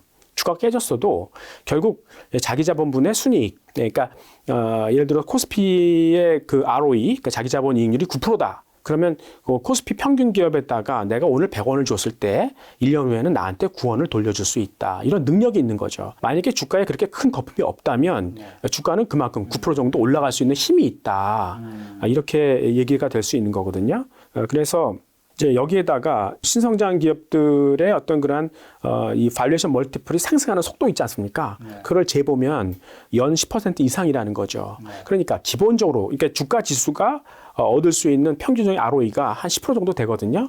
우리나라가 9%고 미국이 한 12% 정도 되거든요. 그럼 한 10% 정도는 된다. 근데 거기 평균에다가 엑스트라로 결국 신성장 기업들의 이 밸류에이션 멀티플이 막 올라가는 거 그 10%를 더하면 한 20% 이상은 나올 수 있다 이렇게 보는 거죠. 자, 그럼 최근에 이제 전 세계적으로 다양한 사건 사고가 좀 발생하고 있는데 이러한 이제 사건 사고의 돌발 위험 피할 수 있는 성장주를 선택하기 위해서는 좀 어떤 정보를 눈여겨봐야 되는지랑 투자자분들이 이제 주목할 만한 이제 가장 중요한 질문이죠. 신성장 사업 어떤 게 있을까요? 그러니까 뭐 연 20% 이상을 낼 수 있는 그런 뚜렷한 모멘텀을 갖고 있는 성장주들은 자기네가 갖고 있는 고유의 성장 인자들이 있지 않습니까? 이제 오르가닉 그로스를 할 수 있는 그런 부분들이 있는 거죠. 뭐 시장이 막 흔들리거나 뭐 이렇게 되면 얘네들도 따라서 충격을 받을 수 있는데 예, 근데 그런 건 이제 길게 보면 다 노이즈고 결국은 얘네들의 어떤 그러한 고유의 어떤 성장 이야기들을 좀 집중해 볼 필요가 있을 것 같아요. 그래서 이제 지금 결국은 경제가 가야 할 방향이 돈이 갈 곳이지 않습니까? 그걸 보면은 일단 뭐 저성장 고착화 됐다고 말씀드렸는데 그거를 이제 이 경기를 부양하기 위해서 계속해서 빚을 정부가 내고 경기가 이제 올라온 건데 결국 빚을 갚아야 될 거 아니겠어요? 그러려면 결국 극적인 생산성의 개선이 있어야 되는 거고 아까 말씀드린 대로 이제 디지털 세계로 들어갈 수밖에 없다. 뭐 이렇게 얘기될 수 있고 특히 내년부터는 아마 미국하고 중국의 패권 다툼이 좀 심화될 것 같아요. 싸우겠죠. 근데 미국이 중국에서 일자리를 갖고 와야 되는 거죠 이제. 예, 그리고 또 이제 선진국들도 이제는 그 제품 같은 것들을 뭐 신흥국 제품이 싸다고 그냥 수입할 수는 없을 것 같아요. 왜냐하면 그 제품에 다 데이터가 결부되어 있기 때문에 그렇거든요. 뭐 예를 들어서 타이어에 대한 센서를 받거든요. 그러면 그 지역의 어떤 도로 노면 같은 거 다 알 수 있지 않습니까? 그러면 그 타이어의 어떤 그 이 주름, 무늬를 디자인하는데 많은 도움을 받는 거죠. 타이어의 주름이라는 게 특히 이제 그 타이어 소음이라든가 제동거리 이런 게 되게 중요한 영향을 주거든요. 그 다음에 이제 도요타 같은 경우도 지금 97년에 하이브리드를 뭐 출시한 이후에 프리우스 내놨지 않습니까? 근데 사실 하이브리드에 있는 배터리는 조그맣거든요. 근데 그런 것조차도 앞으로 계속 하려면 결국 폐배터리 활용해야 된다. 그러니까 이 전기차 업체들도 이제는 차를 팔려고 하지 않고 리스를 주려고 그래요. 나중에 그 폐배터리를 수거를 해야 되니까요. 예, 그러니까 결국은 전기차의 어떤 그러한 사업을 계속 영위를 하려면 예, 그러면 이제 제조업을 해야 된다. 뭐 이렇게 얘기할 수 있는 거죠. 그래서 이제는 초고속 인터넷, 그러니까 결국은 이제 선진국에서 새로운 그런 그 조합을 좀 갖고 오려면, 그러니까 자기네가 제조업을 하려면 자기는 이제 그 인건비가 높은데 그걸 어떻게 극복할 수 있을까? 뭐 그건 이제 사람을 로봇으로 바꿔야 되는 거 아니겠어요? 그러려면은 일단 이 디지털 가상세계로 들어가야 된다. 그러니까 사람은 디지털 가상 공간에서 작업을 하면 그게 실시간으로 현장, 공장에 연결이 된다. 그리고 공장에는 주로 로봇만 있다. 이렇게 되는 거죠. 근데 이제 만약에 그게 해킹이 되면 아주 골치 아플 거 아니겠어요? 그러니까 거기에는 분명히 사이버 보안이 덧붙여 들어가야 된다. 뭐 이렇게 얘기하는 거죠. 요즘에는 그 사이버 보안 같은 경우도 그러니까 해커들이 이제 뭐 침입을 해서 바로 그 정보를 훔치지 않아요. 그러니까 고정관점처럼 가만히 들어가 앉아 있죠. 쭉 둘러보면서 어떤 게 중요한 정보인지 계속 보고 있거든요. 근데 사이버 보안 업체도 일단 어떤 놈이 고정간첩인지 거짓 정보를 슬슬 흘려가면서 약간 어색하게 행동하는 애들을 잡아내는 거죠. 근데 직접 그 잡는 즉시 처벌하는 게 아니라 가만히 보고 있다가 나중에 도망가면 추격을 해서 근거지를 선멸하는 뭐 그런 방식으로 가고 있어요. 그러니까 해커들 간의 경쟁 아니겠습니까? 예, 그래서 결국은 이 초고속 통신망 쪽에서 가장 잘하는 데가 이제 퀄컴 같은데 원래는 이제 화웨이 같은 데가 협상력을 갖고 있었어요. 통신 장비를 하는 데죠. 근데 미국 정부가 화웨이한테 통신 장비 프로토콜을 다 오픈하라 그랬어요. 그러니까 이제 어느 업체라도 통신 장비를 설계할 수 있는 거죠. 예, 그래서 이제는 그 통신 장비 부품 이런 것들을 전반적으로 코디네이션 할 수 있는 데는 반도체 설계 업체다. 그러니까 퀄컴이 그 주도권을 다 가져갔다 이렇게 볼 수 있겠고요. 로보틱스 쪽은 아무래도 그 세계 10대 로보틱스 하드웨어 업체 중에서 5개가 일본이거든요. 그러니까 그 중에 가장 뛰어난 데가 야스카와고요. 그러니까 이 야스카와는 일본에도 주식이 있고 미국 주식도 있는데 일본 주식을 사는 게 나을 것 같아요. 앞으로 금리가 떨어지면 엔화의 회복 속도가 훨씬 빠를 테니까. 그다음 이제 아까 말씀드린 그 사이버 보안 쪽에서 그 이 얼리 디텍션 쪽을 가장 잘하는 데가 크라우드 스트라이크예요. 그러니까 한 뭐 시총이 한 50조 원 정도 되는 거죠. 그러니까 이런 쪽을 좀 보시는 게 좋을 것 같고 또 이제 디지털 세계가 드디어 열리기 시작하면 결국은 이제 소재 산업부터 백워드에 있는 소재 산업부터 이제 수혜가 되지 않겠습니까? 예, 그거는 이제 특히 기능성 반도체, 비메모리가 수요가 월등히 늘어날 거기 때문에 그 설계를 맡고 있는 엔비디아 뭐 이런 쪽도 한번 보시는 게 좋을 것 같다 이렇게 말씀드릴 수 있겠습니다. 마지막 이제 엔비디아까지. 네. 자, 그럼 하락장에서 중요한 건 좀 안정성이 뒷받침되느냐일 텐데 특히 이제 코로나로 이제 바이오주도 굉장히 각광받았었는데 이런 신성장 산업에 이제 투자할 때 좀 주의할 점 뭐가 있을까요? 투자에 있어서 두 가지 위험이라는 것은 여러분들이 이제 그 투자 기간이 충분치 않은 거죠. 그러니까 어떤 주식이라도 변동성이 있지 않습니까? 아무리 좋은 것이라도 일단 높은 성장이 기대가 된다 하더라도 내년에는 박살날 수도 있는 거죠. 근데 나는 투자 기간이 짧다면 그때 팔아야 되니까 결국은 투자 기간이 좀 짧을 때 어떤 그 위험이 하나 있고 두 번째는 개별 주식을 샀을 때예요. 그러니까 개별 주식은 망할 수 있어요. 근데 뭐 주가 지수는 망하는 경우는 없지 않습니까? 경제가 망하는 경우는 없으니까요. 그러니까 여러분들이 그걸 좀 가려서 해봤으면 좋겠고 특히 이제 신성장 기업들 같은 경우에는 제가 보더라도 이 산업에서는 이 기업이 가장 강하다. 근데 그 기업을 사면, 근데 신성장 산업은 그러니까 혁신적인 새로운 기술들이 많이 나오거든요. 예, 그렇게 되면 이제 이게 뒤집히는 거죠. 그럼 그 개별 기업이 망할 수도 있어요. 그러니까 여러분들한테 신성장 기업은 개별 주식보다는 ETF를 사라. 거기에는 여러 기술이 다 이제 함께 들어가 있고 특히 부지런하게 좀 강한 기업들로 이제 계속해서 리밸런싱을 해주니까 뭐 그게 훨씬 뛰어날 것이다 이렇게 보는 거죠. ETF니까 혹시 교수님께서 정말 좀 좋게 보시는 근데 지금 뭐 ETF는 너무 많아가지고요. 그러니까 구글에다가 여러분들이 이제 그 좋아하는, 그러니까 사실 그 팀 같은 것도 굉장히 많아요. 그러니까 뭐 단순히 바이오뿐만 아니라 단순히 친환경 배터리뿐만 아니라 거기에 디테일한 어떤 이런 팀 같은 게 있지 않습니까? 뭐 바이오 중에서도 뭐 저기 뭐 카티를 하는 그런 그 ETF 같은 것도 있고요. 예, 그런 것만 모아놓은 그렇게 해서 이제 치면은 그런 것들이 쭉쭉 나오거든요. 그런 걸 보시는 게 나을 것 같아요. 이번에 이제 출간하신 김학주의 이제 40배 수익 클럽이 이제 이 책 제목처럼 좀 질문 여쭤보면 그럼 이제 투자 수익률 40배 요거 얻기 위해서는 결국은 어떤 투자 전략이 필요하고 좀 종잣돈 어느 정도 필요한지. 글쎄요. 그러니까 이제 VC들이 개인 투자자들을 별로 이렇게 뭐 좋아하지 않지 않습니까?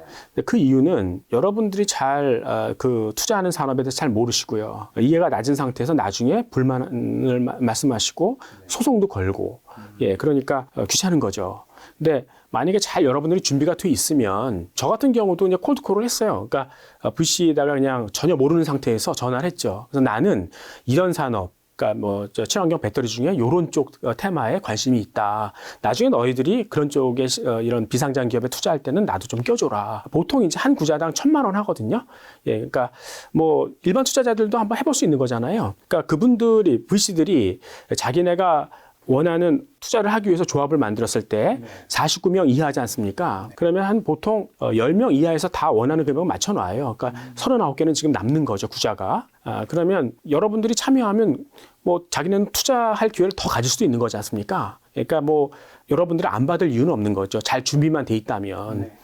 이런 네트워크를 만들기 위한 노력을, 그러니까 이제 이런 VC들을 찾아가서 자기의 어떤 그런 능력 같은 걸 어필하고 좀 미리 컨택을 해놔라 하는 건데 사실 조금 이렇게 귀찮기도 하죠. 근데 그런 작업이 없다면 이런 높은 고수익의 어떤 투자 기회가 남아있을 이유가 없지 않습니까? 그러니까 여러분들이 지금부터 좀 준비를 해라. 노력하는 자가 더 높은 수익률을 얻을 수 있을 것이다. 이렇게 생각을 하고 다만 이제 성공할 수 있는 기업들을 갖다가 이제 선별을 해야 되지 않습니까? 그거는 그런 거예요. 그러니까 VC들도 볼 때 기대할 수 있는 한 방이 있냐? 그러니까 잘 됐을 때 화끈하게 먹을 수 있니?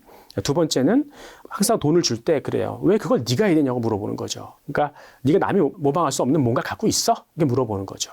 핵심 경쟁력이죠. 그죠? 그 두 가지를 가장 중요하게 생각하는데, 그러니까 이제 좋은 기업들을 이제 선택하는 어떤 체크리스트를 보면 첫 번째는 아까 말씀드린 그 산업 내에서 네가 first in class냐 아니면 best in class냐 이제 그거 하나 보는 게 있고, 그다음에 이제 산업을 현실화시켜줄 수 있는 그 사업을 진짜 구체화시켜줄 수 있는 그 핵심 인력이 있냐 이거죠. 그러니까 이런 사업을 하겠다고 했는데 거기 관련된 사람이 없다 그러면 이제 그건 나가리 되는 거죠. 네, 그래서 그 훌륭한 인력들이 그 안에 있냐. 그리고 이제 그 핵심 인력들이 지분을 많이 갖고 있냐는 거죠. 걔네가 어떤 커미트먼트를 다해서 거기에 충성할 수 있는 그런 이유가 거기 있냐 하는 거를 보는 거고요. 그다음에 세 번째로 보는 거는 이 투자를 VC가 했을 때 보통주로 했냐 아니면은 상환전화 우선주로 했느냐 이런 것도 봐요. 왜 보냐면 VC가 그 스타트업에 모든 걸 걸었냐 하는 걸 보는 거죠. 예, 그래서 보통 이제 상환전화 우선주는 전환사채랑 비슷하잖아요. 그러니까 나중에 이제 이게 보통주로 옮길 거냐 안 옮길 거냐 뭐 이런 건데 안 옮기면 이제 갚아야 될 거 아니겠습니까? 스타트업 중에서 빚을 갚아야 되는데 근데 사실 잉여금이 없으면 안 갚아도 돼요. 그러니까 VC는 뭐라고 주장하냐면 야 상환전화 우선주도 사실상 따져보면 보통주나 마찬가지야 이렇게 생각하는데 사실 그런 보통주로 투자하셔야죠. 이게 왜 이런 걸 남겨놓냐면 위약사항들이 있거든요. 너희들이 돈을 쓸 때 이런 거로 이제 써야 된다. 근데 그거 위약이 되게 모호해요. 그래서 결국 거기에 위약 사항에 걸어놓죠. 그래서 갚으라 아마 이렇게 요구를 하는데 하여튼 이런 부분도 되게 따져볼 만한 것 같아요. 그러니까 이제 그 VC가 정말 여기 확신이 있어서 투자를 하는지 그것도 한번 좀 볼 필요가 있을 것 같고, 그다음에 이제 어차피 뭐 이 스타트업은 그 자체가 위험이 있으니까 분산 투자는 되게 중요할 것 같고요. 그러니까 몇 개 실패한다 하더라도 잘 분산해 놓으면 몇 개만 성공해도 우리 제도권 금융기관에서 줄 수 있는 그런 수익률보다 훨씬 높은 그런 수익률을 거둘 수 있다 이렇게 볼 수 있는 거죠. 근데 개인 투자자분이 사실 이런 스타트업에 투자하는 게 쉽지는 않잖아요. 네, 이렇게 노력해서라도 비상장 주식에 접근해야 하는 이유는 뭐라고 보세요? 예, 그러니까 이 책을 이제 계기로 해서 아마 비상장 주식에 접근하는 투자자들이 꽤 이제 생기기 시작할 겁니다. 네, 그리고 이제 비상장 주식 투자 기회를 가진 사람과 앞으로 그렇지 못한 사람들과는 수익률 차이가 확연하게 날 거라고 생각하는 거죠. 그래서 이제 제가 보기에는 앞으로 이제 비상장 주식의 접근이 점차 쉬워질 거예요. 그래서 지금은 이제 금융을 기관이 대신해 주지 않습니까? 예, 그래서 금융기관이 있는 거 아니겠습니까? 앞으로는 어떤 그 플랫폼들이 개인의 어떤 그 맞춤형 정보만 탁 주고 투자 의사결정은 개인이 스스로 해야 되는 그런 시대가 도래할 거예요. 이게 이제 웹 3.0 아니겠어요? 예, 그래서 지금은 사실 뭐 애플이라든가 구글, 아마존, 마이크로소프트 이런 데가 하는 게 다 업이 다르지 않습니까? 근데 지향하는 바는 한 곳이에요. 그러니까 얘네도 나중에 이런 플랫폼이 되고 싶은 거예요. 헬스케어 데이터, 개인 재산 데이터 이런 것도 빅데이터를 다 모아가지고 이 사람이 뭘 원하든지 원스톱 서비스를 해주려고 하는. 그러니까 이런 분들이 이런 플랫폼들이 개인의 맞춤형 자산 정보, 비상장 정보까지도 이제 계속 줄 거라고 생각하는 거죠. 그럼 훨씬 편한 거죠. 그래서 이 규제라는 의미는 뭐냐면 제도권이 보호하는 울타리에서 한번 영업을 해봐. 그럼 내가 보호해 줄게가 규제예요. 근데 그렇게 하다 보니까 새로운 부가가치 만들기가 너무 불편한 거죠.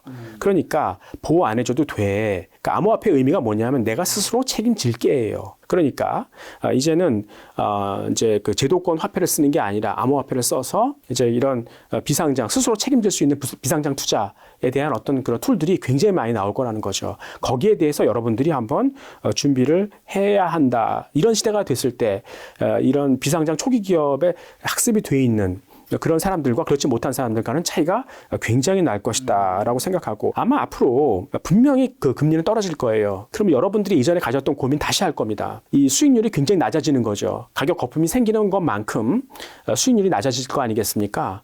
참을 수 없을 정도로 낮아지는 거죠. 그랬을 때 여러분들이 어디로 탈출구는 뭡니까? 결국은 신성장으로 계속 이동하는 수밖에 없어요. 답안이 그거밖에 없다는 거죠. 그래서 이 책을 쓴 거예요. 그럼 이제 실제로 40배 달성 교수님의 사례 및 노하우 공유해 주신다면? 그러니까 제가 이제 2015년에 대학으로 가면서 그때 투자했던 게 5천만 원 투자했어요. 그때 2020년에 그 기업이 상장이 됐어요.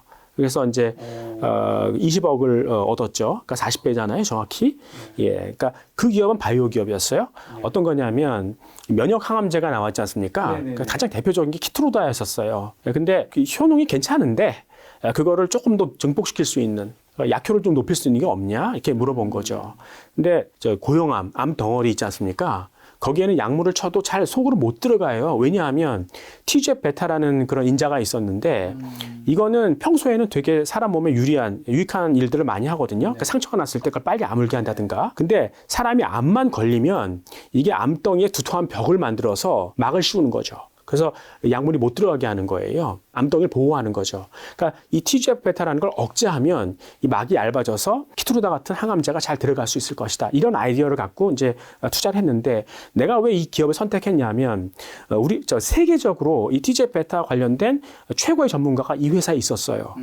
그 다음에 이러한 메커니즘을 잘 임상을 통해서 입증해 줄 수 있는 그런 팀들이 최고의 팀들이 여기 들어와 있다는 거죠. 네. 그리고 이 VC 같은 경우도 심지어 뭐라고 얘기하냐면 나 이거 이 상장 IPO 할 때까지 내가 돈 다 되겠다. 그리고 IPO 한 다음에도 내 1, 2년 동안 안 팔겠다. 이렇게 얘기했어요. 그러니까 굉장히 확신을 가졌던 거 아니겠어요? 그거 3개 보고 투자를 했어요. 네. 근데 이제 내가 매도한 그 가격보다도 3배가 더 올랐어요. 난 근데 배 아프게 생각하지 않았습니다. 왜냐하면 나는 그걸 먹을 자격이 없었다는 거죠. 못 봤으니까. 근데 사실 지금 그 기업의 주가가 내가 판 것보다 조금 밑에 있어요. 그러니까 왜 그러냐면 아까 TGF-베타를 억제했다고 그랬지 않습니까? TGF-베타의 그 기능 중에 하나가 이 면역의 기능을 조금 눌러주는 거예요. 근데 그거를 방해하니까 TGF-베타를 약간 좀 억제하니까 면역이 흥분하는 거죠. 그래서 정상세포를 막 공격하는 거죠. 그래서 이제 자가 면역 질환 그런 부작용이 있지 않았을까라고 저는 생각하는데 아무튼 이런 문제를 해결하지 못하고 이거를 만약에 이 프로젝트가 많이 실패한다면 난 처음부터 잘못된 것에 투자했을까 이런 생각도 해볼 수 있지 않습니까? 근데 중요한 건 이 증시는 기대를 사고 파는 곳이라는 거죠. 그러니까 팩트가 아니라 기대를 사고 파는 곳이죠. 여러분도 이제 그런 기대만 생기면 주가는 그렇게 움직인다 하는 거를 좀 구분했으면 좋겠습니다. 어떻게 보면 근데 교수님은 주식 전문가시잖아요. 네네. 근데 교수님이 이제 어떻게 보면 지금 스타트업 이쪽에 더 이제 비상장 주식 이런 데 관심 가신 게 주식보다 훨씬 더 큰 수익률을 볼 수 있기 때문인 거겠죠? 그러니까 참 안타까운 게 왜 그 어려운 시장에 들어가서 그러니까 악마가 인도하는 거는 되게 쉬운 것을 얘기해요. 근데 사실은 거기서 기대할 게 별로 없는 거죠. 왜 남들이 빨든 걸 또 빠냐. 뭐 이런 식으로 이제 속된 말로 얘기를 하는데, 그러니까 훨씬 더 공부를 조금만 하면 남이 얻을 수 없는 놀라운 수익률의 기회가 있는데 왜 그거를 취하지 않느냐. 뭐 이런 거를 계속 강조하는 거죠. 그리고 계속 이걸 주장하는 이유가 뭐냐면 결국 돈이라는 거는 경제의 혈액이에요. 혈액이 가야 그 조직이 성장하는 거 아니겠습니까? 대한민국을 위해서라도 이게 필요해요. 그러니까 우리나라에서 자꾸 돈이 대기업으로 가면 별로 안 좋다는 거죠. 결국은 새로운 부가가치를 만들 수 있는 이쪽으로 채널링이 돼야 우리나라 기업이 성장하고 젊은이들도 도움이 된다. 그러니까 젊은이들 스타트업 만들면 나 같은 노인들이 비싸게 그 주식을 사줄 수 있어야 부의 불균형이 해소된다. 이렇게 얘기할 수 있는 거죠. 근데 교수님 같은 주식에 엄청난 이제 전문가분도 예. 이 비상장 기업만큼의 수익률을 주식에서 보기는 쉽지 않으신 건가요? 없어요. 그럴 수 없어요. 그러니까 왜냐하면 성장의 잠재력 자체가 완전히 다르기 때문에 그래요. 말이 안 됩니다. 네. 그러니까 상장된 주식으로 기대할 수 있는 거 한 10% 정도, 그 정도면은 뭐 괜찮은 것 같아요. 자, 시장 얘기 좀 여쭤보려고 하는데, 인플레 우려는 좀 한풀 꺾인 것 같긴 한데, CPI도 좀 떨어졌으니까요. 지금 증시가 2023년 경기 침체, 뭐 온다, 뭐 경제 위기까지 올 수 있다, IMF 같은 외환위기도 올 수 있다, 뭐 이런 얘기 들리는데, 어떻게 생각하세요? 그러니까 이렇게 주장하는 분들이 주로 누구냐면, 그러니까 뭐 JP 모건, 골드만삭스, 뭐 이런 대표들이 지난 10월 달에 뭐 2023년에 리세션이 온다라고 계속 얘기했었죠. 근데 이분들 애널리스트잖아요. 증권사지 않습니까? 증권사는 장사를 해야 돼요. 그러니까 오를 때, 주가가 오를 때 계속 사라 그러고 떨어질 때 계속 팔라고 한다고요. 예, 그리고 이분들이 무조건 뭐 비양심적이다 이렇게 얘기할 수는 없어요. 근데 이분들이 주장하는 논리를 따져봐야 돼요. 애널리스트는 말해서 그거에 대한 결과는 책임 안 져요. 뭐 책임진다고 하면 펀드 매니저가 있을 필요가 없는 거죠. 예, 근데 자기가 한 논리에 대해서는 책임을 진다고요. 그러니까 논리를 따져봐야 돼요. 그러니까 논리를 이렇게 들여다보면 2020년 코로나 쇼크 때 굉장히 많은 보조금을 줬다. 그래서 미국인들의 저축도 보면 꽤 많이 늘었어요, 그때. 그렇죠. 근데 지금 최근에 피크아웃, 그러니까 정점을 지나서 꺾어지고 있다. 이게 급하게 떨어질 거다. 왜냐하면 이제 그 인플레가 계속 높게 유지가 되고, 그래서 이제 임금 상승률은 거기에 못 따라가고, 그럼 실질 임금이 줄어들 거 아니겠습니까? 그러니까 뭐로 커버하냐? 저축으로 커버한다. 저축이 금방 고갈될 것이다. 그 다음에는 소비에서 쇼크가 올 것이다. 뭐 이렇게 주장을 하는 거죠. 근데 결국은 그거를 뒷받침하고 있는 가정은 높은 인플레가 계속 지속된다는 거잖아요. 저는 그걸 안 믿는 거잖아요. 예, 그러니까 지금의 인플레라는 게 굉장히 기형적인 거고, 그러니까 미국의 어떤 그러한 이 쌓였던 불만들이 한꺼번에 터져 나온 건데 다시 이제 그 균형을 찾아갈 것이다 생각하고, 전쟁으로 인한 쇼크도 결국 시간이 갈수록 잦아들 것이다. 우리는 인플레 시대에 살고 있는 게 아니라 디플레 시대에 살고 있다. 뭐 이런 걸 한번 기억을 해보는 거죠. 예, 그래서 또 하나 이제 그분들이 주장하는 게 그동안 기업들의 투자가 굉장히 많았다. 그 2020년 코로나 쇼크 시작되면서 돈을 너무 많이 풀지 않았는가? 돈이 굉장히 쌌고 그 싼 자금으로 투자를 많이 했다. 그래서 이제 고용도 좋았다. 뭐 이런 식으로 얘기를 하는데, 앞으로는 이제 이런 고금리를 유지하지 못하고 결국은 이제 그 투자 캐펙스를 줄일 것이다. 그럼 고용도 안 좋아질 것이다. 그 다음에 이런 높은 금리를 버티지 못하고 쓰러지는 애들도 있을 것이다. 뭐 이런 얘기인데, 결국은 또 이제 그 고인플레이션, 고금리 또 주장하는 거 아니겠어요? 그리고 이게 말이 안 되는 게, 사실 그 금리가 싸다고 투자하는 그 기업은 없어요. 그동안 계속 금리 쌌지 않습니까? 근데 왜 투자 안 했어요? 말이 안 되는 거죠. 심지어는 이제 뭐 페이 프로텍션 프로그램 같은 게 있어요. 그러니까 혹시 그 종업원 월급 못 줄까봐 한동안은 안 갚아도 되는 그런 론 막 준다고요. 그거 갖고 막 투자했다 이렇게 우기는 거예요. 말이 안 되는 얘기죠. 그래서 만약에 진짜 인플레가 높게 유지가 되고 고금리가 유지된다면 진짜 문제가 되는 건 아까 말씀드린, 결국은 지금 이 고용의 원동력이 뭐라 그랬습니까? 헬스케어, 디지털 이런 쪽에서 계속 새로 생성되는 거잖아요. 그러니까 신성장 스타트업들의 고용이 결국 죽게 되는 거잖아요. 그러니까 그게 사실 문제가 되는 거예요. 근데 저는 이런 그 높은 인플레이션 유지는 그런 시나리오를 믿지 않고 있다. 이렇게 얘기를 하는 거죠. 앞으로 한번 결판은 우리가 믿고 있는 어떤 가정들 있지 않습니까? 그게 어떻게 이제 그 판별되는지에 따라서 결과 나올 것 같습니다. 그럼 인플레가 아니라면 혹시라도 뭐 세계 경제에 좀 충격을 줄 수 있는 불안 요인은 좀 어떤 게 있을까요? 제가 가장 우려하는 거는 중국이에요. 예, 중국이 원래 이제 1인당 GDP가 12,500불을 돌파했어요. 그러니까 이런 국면에서는 어느 나라건 이제 그 GDP 성장률이 2.5%로 수렴을 해요. 물론 2.5% 넘어가는 나라들도 있었어요. 근데 그분들의 공통점은 뭐냐면 경제활동 인구, 소비의 핵이죠. 소비의 핵인 경제활동 인구가 계속 증가하는 거였었어요. 근데 중국은 2015년 이후로 경제활동 인구가 줄어들고 있다고요. 그러니까 버틸 수 없는 거죠. 그러니까 지난 한 10년 동안 엄청난 빚을 내서 투자를 한 거 아니겠습니까? 그런 투자가 미래 성장을 담보할 수 있는 어떤 생산성 개선을 위한 인프라였냐? 뭐 이러면은 또 이제 기대해 볼 수도 있는데 그것도 아니었어요. 다 프로퍼티니까 부동산 아니었습니까? 10년 전만 해도 중국이 1달러의 GDP를 만들기 위해서 4달러의 투자가 필요했다. 근데 지금은 8달러가 필요하다. 생산성 안 좋다. 뭐 이렇게 되는 거죠. 그래서 이제 지금 하나 희망을 갖고 있는 거는 이제 중국이 제로 코비드에서 이제 나올 것이다. 그러니까 벌써 중국의 그 MSCI 차이나 이건 바닥 대비 한 30% 정도 올라왔어요. 위안화도 조금 올라왔죠. 그러니까 시장은 그거를 제로 코비드에서 탈출하는 걸 반영하고 있다는 거죠. 네. 예, 근데 과연 잘 될까? 뭐 이런 생각도 해보는 거고요. 그러니까 지금 뭐 우리나라가 예전 같았으면 지금쯤이면 메이저 바이러스가 있어야 돼요. 그러니까 뭐 예를 들어서 파라 인플루엔자다. 이게 대세다. 그다음에 그 위성, 그러니까 마이너 바이러스, 그러니까 예를 들어서 리노 바이러스 같은 게 옆에 한 두세 개 있다. 그러면 대부분 사람들이 이제 파라 인플루엔자 걸릴 거 아닙니까? 나으면 항체가 생길 거 아니에요. 더 이상은 유행이 안 되는. 근데 지금은 어떠냐면 7, 8개, 그러니까 메이저가 없어요. 점유율 50% 넘어가는 메이저가 없고 다 7개, 8개가 난립하고 있어요. 그러니까 사람들이 감기 걸렸다가 또 걸리는 이런 상태로 가는 거죠. 왜 그러냐면 마스크를 벗었기 때문에 그래요. 그동안 마스크 썼기 때문에 이런 데 노출이 안 됐다가 이제 걸리는 거죠. 네. 중국 어떻습니까?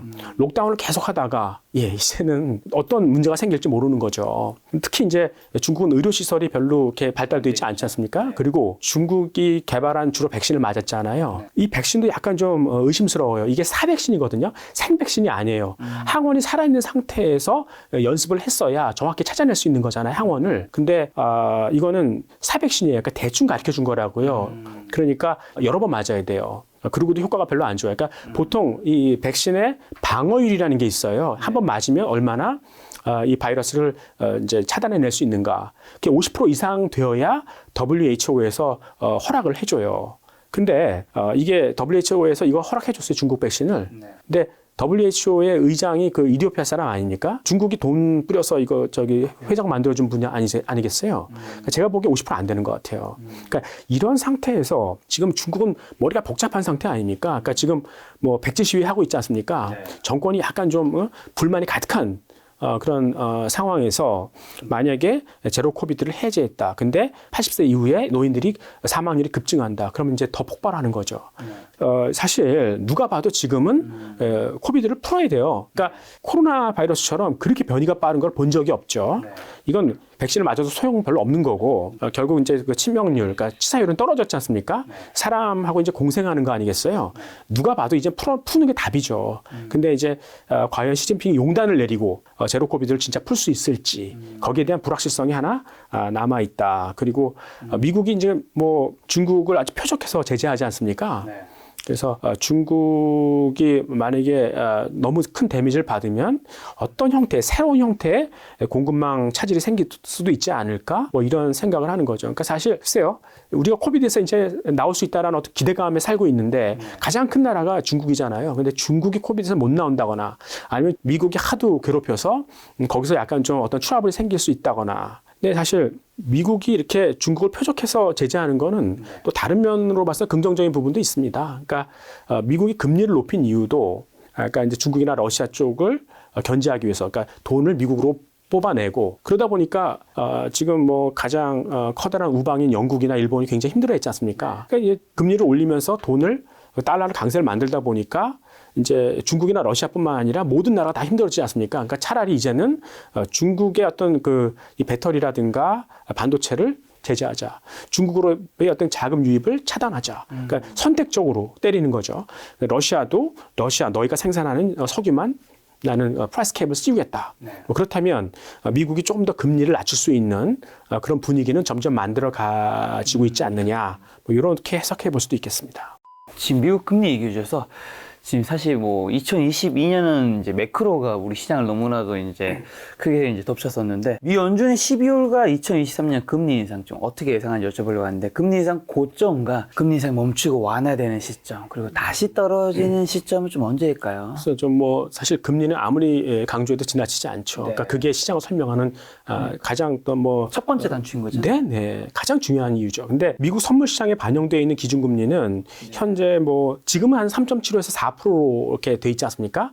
선물 시장에는 이게 이제 내년 중반까지 한 5% 정도까지 올라갈 것이다. 그 다음에 내년 말에는 한 4.5%까지 떨어져 있을 것이다. 즉 내년 하반기에는 피봇을 할 것이다라고 사람들은 기대하고 있다는 거죠. 근데 페드가 얘기하는 거는 아니다. 나는 5%를 계속 유지할 거야라고 얘기하고 있고 과거 역사적으로 보더라도 이런 높은 금리를 다시 올렸던 금리를 다시 내리기까지 피벗을 하기 전까지 한 14개월 정도는 유지가 되더라. 뭐 이런 얘기인데 저는 사실 이런 거는 뭐 과거가 미래에 항상 반복되는 건 아니고 지금 상황이 예, 아까도 말씀드렸지만 지금 미국의 시중금리, 그러니까 장기금리가 그러니까 기업이 쓰는 금리들이 굉장히 빠르게 떨어지고 있어요. 그러니까 미국 10년물 금리가 한 달 전에는 한 4.2% 정도 됐었거든요. 지금 3.4%까지 떨어졌어요. 엄청나게 빨리 떨어지는 거죠. 그 얘기는 물론 인플레가 약간 잦아드는 부분도 있지만 기업들이 못 버틴다는 거죠. 예, 그래서 지금 2년물 금리는 아직도 4.3%예요. 10년물 금리는 3.4%예요. 이 장단기 차가 엄청나게 벌어지고 있는 거죠. 이걸 이 금융기관이 어떻게 버티냐는 거죠. 그래서 결국은 이제 이 중앙은행이 기준금리를 다시 내릴 수밖에 없을 것이다. 그러니까 이런 상황이 언제 발생했냐면 2019년 8월에도 똑같은 현상이 발생했었죠. 그러니까 결국은 저는 미국의 어떤 그러한 정책 금리는 잘 안 믿거든요. 예, 그러니까 실제로 이 시중금리를 보면서 결국은 이 기준금리를 조정하게 돼 있다. 다만 한 가지 두려운 거는 이제 어떤 정치적으로 뭐 기준금리를 이용한다면 뭐 계속 높게 유지할 수도 있겠지만 이제 아까도 말씀드린 것처럼 이제 중국이나 러시아를 계속 타겟할 수 있으니까 그런 고집을 피울 필요는 없다 이렇게 볼 수 있겠고요. 그러니까 이제 뭐 이런 기형적인 인플레가 정상화되면 아까도 말씀드린 것처럼 우리는 이제 디플레 시대에 살고 있기 때문에 이제 훨씬 더 금리 낮추는 게 굉장히 쉬울 거고. 그러니까 일본의 예를 하나 들어드리면, 그러니까 사실 인플레라는 거는 공급보다는 수요가 훨씬 우월하죠. 그러니까 만약에 일본의 수입 물가가 올라오지 않습니까? 그럼 일본 기업들은 인플레 우려하는 게 오히려 디플레 우려한다는 거예요. 그러니까 만약에 수입 물가가 올라가서 물건 가격을 올리지 않습니까? 그럼 소비가 안 될 걸 뻔히 안다는 거예요. 그러니까 노인들 소비 안 하는 거죠. 알기 때문에 결국 사람부터 자른다는 거예요. 그러면은 결국은 디플레로 가는 거죠. 그래서 하여튼 시장에서는 내년 한 하반기 정도에 피봇이 있지 않을까 금리 인하로 저는 내년 상반기를 보고 있어요. 상반기요? 네네. 그러니까 한 2분기 정도에는 아마 다시 내리는 신용을 하지 않을까 저는 그렇게 보고 있죠. 금리 인하를요? 네네. 내년 상반기 2분기 때 금리 인하 얘기하신 분 제가 또 처음 뵈가지고. 예, 그러니까 저는 사실 이게 타이밍, 이것도 마켓 타이밍이지 않습니까? 뭐 그런 건 중요한 게 아니고 결국 그런 기대가 형성되지 않습니까? 예, 그러면은 사실 주가는 항상 먼저 반영하는 거기 때문에 별로 이렇게 중요한 것 같지는 않아요. 자, 김 작가 TV에서 굉장히 많이 이제 묻는 대표적인 질문 3가지를 한 번에 좀 들어볼까 하는데, 지금 혹시 물린 주식이 있는 개인 투자자는 좀 어떻게 해야 하는지, 그리고 혹시 주식 매수 타이밍 알려주는 경제 지표가 있는지랑, 그리고 이제 곧 있으면 이제 2023년이지 않습니까? 2023년에 돈은 어디로 이동하고 V 시그널은 어디에 있을까요? 주가를 예측하는 경제 지표가 없어요. 우리가 경제 지표를 보는 이유는 미래 예측을 하기 위한 레퍼런스, 그러니까 참조로 사용하는 거지 않습니까? 근데 그 중에서 가장 선행하는 게 주가예요. 예를 들어서 경제 지표를 보고 주가를 맞췄다. 이 얘기는 증시가 아주 비효율적이라는 거죠. 근데 아무리 테스트를 해봐도 그렇게 증시는 비효율적이지 않다라고 얘기하는 거죠. 그러니까 설령 경제 지표를 보고 주가를 맞췄다 하더라도 그건 우연이지, 그 추세가 유지돼서 간 거지 그렇게 보기는 어렵다라고 말할 수 있어요. 그러니까 여러분들도 나름대로 이제 지표를 학습하는 것보다는 나름대로 인사이트를 갖고 자기가 이제 예측을 하는 그런 게 필요하다 이렇게 볼 수 있겠고요. 이제 물린 투자자들이 믿을 수 있는 게 뭘까요? 내가 좀 물렸다. 그러면은 회복할 수 있을까? 어떻게 볼 수 있을까요? 결국은 주식 투자자가 믿는 것은 자기 자본 이익률이에요. 그러니까 예를 들어서 내가 자기 자본 이익률 10%인 회사를 투자했다. 근데 불행하게도 거품일 때 샀다. 본질 가치는 100이다. 근데 120일 때 샀다. 근데 거품이 깨져가지고 지금 100까지 와 있다. 20% 밀렸다. 2년 기다리면, 그러니까 이제 자기 자본 이익률이 10% 아닙니까? 2년 기다리면 원금 회복할 수 있다고 생각하는 거죠.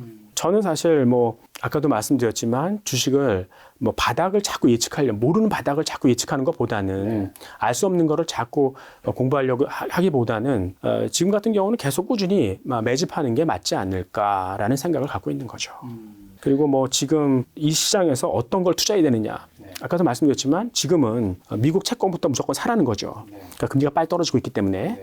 근데 사람들이 우려하는 게 주식은 그럼 사도 돼? 이렇게 물어보는데 2023년에 경기 침체가 오고 글쎄 어닝 샥이 올 수 있다. 이렇게 얘기를 하지 않습니까? 그게 두려우시면 채권부터 사라는 거예요. 만약에 진짜 그렇게 경기 침체가 대두가 되면 금리는 더 빨리 떨어질 거예요. 채권 가격은 더 빨리 오르는 거죠. 예, 그러니까 미국 채권부터 사시고 저는 사실 그 어닝 샥이 있을 수 있는 가치주 이런 거보다는 금리가 떨어졌을 때 그 떨어진 금리로 이제 신성장 스타트업들의 이런 신성장 기술주들의 영업은 이제 본격적으로 활발해질 거 아니겠습니까? 네.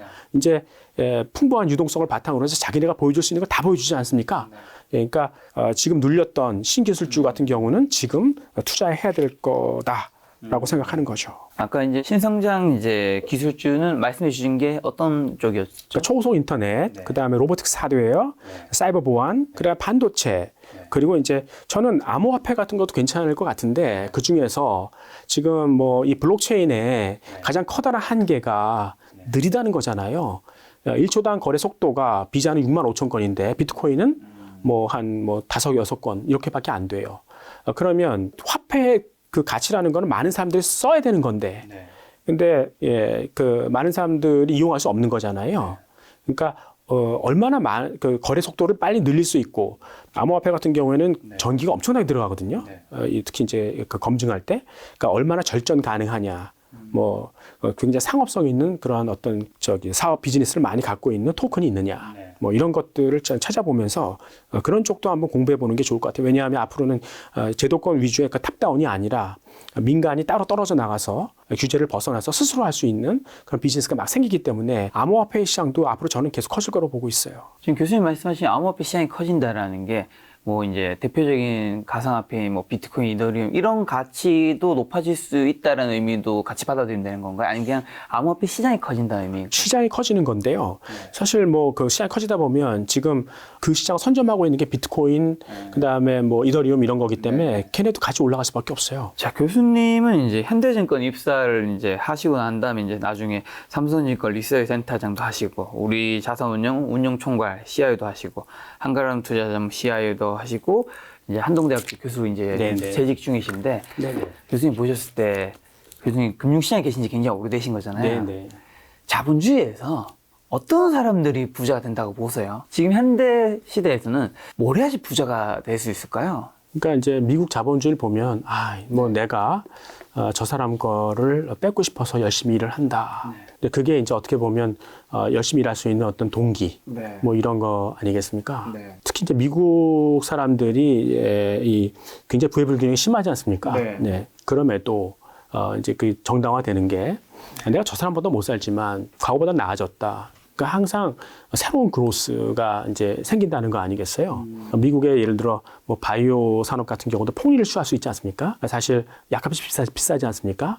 근데 거기서 나오는 어떤 그 이익 중에 상당 부분이 다시 R&D로 재투자되고 그래서 어떤 새로운 부가가치를 계속 만들어낼 수 있는 미국의 어떤 그런 바이오 테크놀로지 엑셀런스가 계속 유지될 수 있는 뭐 이런 거인 것 같아요. 그래서 이 자본주의라는 거는 결국은 새로운 부가가치를 만들어낼 수 있는 힘이 상실되면 아무 의미도 없다는 거죠. 그러니까 자본주의 어떤 패단이 굉장히 많잖아요. 그러니까 대표적인 게 부의 불균형이고 이 부작용을 최소화시켜 주려면 더 많은 부가가치를 만들 수 있는 그런 쪽으로 돈이 계속 흘러야 된다. 그래서 결국은 이런 스타트업 쪽으로 많은 돈이 흘러가야 되고 투자도 그런 쪽으로 많이 안내가 되어야 된다라고 생각하는 거죠. 그러니까 정부도 아마 답이 없을걸요. 그러니까 계속 세금 거둘 수밖에 없고요. 빚 내야 되고요. 근데 그런 거를 갚아줄 수 있는 그런 힘이 어디서 나올까요? 기존 기업 아무리 그 서포트를 해도 거기서 이제 성장할 수 있는 거 되게 제한적이잖아요. 예, 근데 뭐 이런 새로운 기업들을 많이 만들어내면 예, 그게 이제 온전히 쓸 수 있을 것이다 이렇게 생각하는 거죠. 스타트업 네네. 그런 기업들을 우리가 좀 투자를 이제 해야 되는. 네, 그러니까 좀 더 많은 투자자들이 쉽게 투자할 수 있는 그런 플랫폼, 인프라, 규제 같은 것들이 이제 좀 풀려서 그런 인프라들이 잘 만들어졌으면 좋겠다 이런 말씀을 드리는 겁니다. 자, 마지막으로 이제 자신만의 투자 원칙, 철칙 세우지 못한 투자자분들에게, 초보 투자자분들에게 하고 싶으신 말씀이 있다. 어떤 게 있을까요? 제가 굉장히 안티팬이 많아요. 아, 진짜요? 그러니까, 왜요? 예. 그러니까 이제 내 얘기가 너무 어렵다. 그러니까 제가 너무 어렵게 얘기를 한다. 근데 오르냐 내리냐 쉽게 얘기해라. 그리고 또 제가 이제 듣기 싫어하는 내용도 많이 말씀을 하시는 것 같아요. 그러니까 요즘은 개인 투자자들이 대부분 지금까지 버틴 사람 없고 다 팔았을 거 아니겠어요. 예, 그러면은 주가가 더 떨어져야 된다. 이래야 이제 그 판 보람이 있을 거 아닙니까? 예, 근데 나는 다시 오른다. 뭐 이렇게 얘기를 하니까 나는 주식을 매집한다 이렇게 얘기하니까 조금 더 이제 싫어하시는 것 같아요. 근데 제가 쉽게 얘기를 해도 여러분들한테 답을 가르쳐 줘도 여러분이 저한테 듣고 매매하잖아요. 네. 예, 그러면 결국은 느릴 수밖에 없어요. 내가 얘기를 하는 순간 그거는 더 이상 비법이 아니라는 거죠. 그러니까 주식이라는 거는 자기가 보이는 만큼 얻는 거예요. 그리고 남과 나눌 수 없는 거죠. 자기만이 가지고 있는 어떤 그런 이익의 보고라고 얘기할 수 있는 거죠. 근데 이제 그 남보다 먼저 볼 수 있는 만큼만 이제 그 수익이 나는 건데 이제 여러분들이 공부를 해야 되는 거고 만약에 공부할 시간이 없다. 그러면 그냥 자산 배분까지만 하세요. 그러니까 주식, 채권, 부동산 인덱스가 있지 않습니까? 그걸 적절히 배분하면 여러분들이 그 예금이나 이런 거에 비해 보다 훨씬 더 높은 수익률을 안정적으로 얻을 수 있다는 거죠. 그거 하시다가 자기가 조금 공부해서 난 이제 조금 초과 수익을 누릴 수 있는 그런 준비가 됐어. 그때는 상장 주식하지 마시고 이런 비상장 쪽으로 한번 눈을 돌려보시라. 공부를 하셔도 신성장을 하시지 기존 산업을 하지 마시라 그 얘기죠. 예. 쓸데없는 거, 그러니까 효과가 안 나오는 상장 주식 갖고 굉장히 고민하지 마시고 정말 놀라운 투자 수익 기회가 있는 신성장을 공부해서 이쪽으로 한번 진입하시라. 그렇다면 55년간 40배 수익도 충분히 가능하다. 이걸 드리는 겁니다. 근데 어떻게 보면 교수님은 증권 시장에 굉장히 오래 계셨잖아요. 네네네. 근데 지금 하시는 말씀은 이제 언젠가부터 그걸 깨달으신 것 같은데, 네네. 그걸 깨닫고 난 다음에 이제 그 전에를 돌아보면 좀 어떠세요, 그러면? 옛날에 제가 데리고 있던 펀드 매니저들 중에 똑똑한 애들은 다 집에 갔어요. 그러니까 지금 펀드 매니저한테는 미안한데 그 얘기는 그러니까 펀드 매니저는 굉장히 이 투자에 제한이 많고 어떤 그런 이 방해를 많이 받지 않습니까? 그다음에 뭐 규제도 많이 있고 그거보다는 자기가 스스로 한다는 거 아니겠어요? 네, 그러니까 그만큼 매력이 없어졌다는 얘기죠. 그러니까 지금의 이런 상장 기업 갖고 이제 트레이딩하는 거 먹었다 토했다 이거 대부분 사람들이 다 그거 하지 않습니까? 그거 하지 말라는 거죠. 그 어차피 뭐 상장 기업들의 성장이 굉장히 세츄레이트 됐는데요. 뭐 포화가 됐는데 왜 거기에 그 레드오션에 자꾸 이제 달라붙냐 이거죠. 그러니까 그러지 말고 지금 사실 뭐 애널리스트 같은 경우도 제 있을 때가 가장 높은 월급을 받았어요. 제가 나온 다음에 계속 떨어져서 요즘에 애널리스트나 펀드 매니저가 인기 없지 않아요. 그게 이 산업을 단적으로 나타내주고 있지 않습니까? 예, 그러니까 여러분들도 좀 투자의 대상을 바꿔라. 뭐 그런 얘기를 하는 거죠. 근데 이번에 추가책에서 이제 아까 방금 전에 말씀해 주신 투자는 절대 남과 나눌 수 없는 겁니다라는 카피가 좀 더 한번 정확한 의미는 뭘까요? 이런 유튜브를 보고 남의 말을 듣고 따라서 산다. 그런 게 결국은 알파를 낼 수 없다. 오히려 더 불리하다 하는 거죠. 그러니까 자기가 열심히 공부해서 남이 할 수 없는 생각들을 내가 하게 된다. 남보다 먼저 볼 수 있다. 그러면 먼저 투자해서 그 알파를 먹는다. 그러니까 나만의 어떤 그런 나리지를 가지고 투자 수익을 얻는다. 만약에 남에게 가르쳐주면 그건 더 이상 좋은 투자, 그러니까 초과 수익을 낼 수 있는 그런 비법은 못 된다. 시장에 알려지는 순간. 예. 혹시 그럼 교수님이 요즘에 이제 스타트업 중에서 좀 좋게 보시는 데는 어떤 데가 있나요? 근데 스타트업이 너무 많아가지고요. 그러니까 뭐 저는 요즘도 창업을 하거든요. 지금 세우고 있는 거는 폐배터리 재활용 기술들. 그러니까 지금 하는 건 뭐 염산이나 황산을 막 집어넣어가지고 강하게 이제 그 산소를 뜯어내는 건데 저는 조금 더 친환경적으로 그 뜯어내니까 이 폐배터리의 어떤 그러한 재활용, 그다음에 이제 수소 쪽, 그래서 어떻게 친환경 수소를 좀 뜯어낼 수 있을 것인가. 그다음에 배터리의 소재를 어떻게 좀 이 성능을 강화시킬 수 있을 것인가. 소재를 자꾸 좀 약간 변형시켜서. 그다음에 이제 그 바이오 쪽, 그러니까 진단인데요. 사실은 예측 진단을 목표로 하고 있어요. 지금은 암 진단인데 조기 진단, 뭐 이쪽에서 좀 정확도가 높은 뭐 그런 해법, 그 다음에 아직은 당신이 암에 안 걸렸지만 이렇게 살다가는 나중에 어느 순간에는 암에 걸릴 확률이, 이런 암에 걸릴 확률이 몇 %입니다. 이런 걸 얘기할 수 있는 그런 뭐 예측 진단. 그렇게 되면 이제 정부도 되게 좋아하겠죠. 지금 사람이 쓰러지기 전에 먼저 잡을 수 있으니까 뭐 이런 거 좋아하고, 그다음에 이제 핀테크 뭐 이런 쪽을 많이 했었거든요.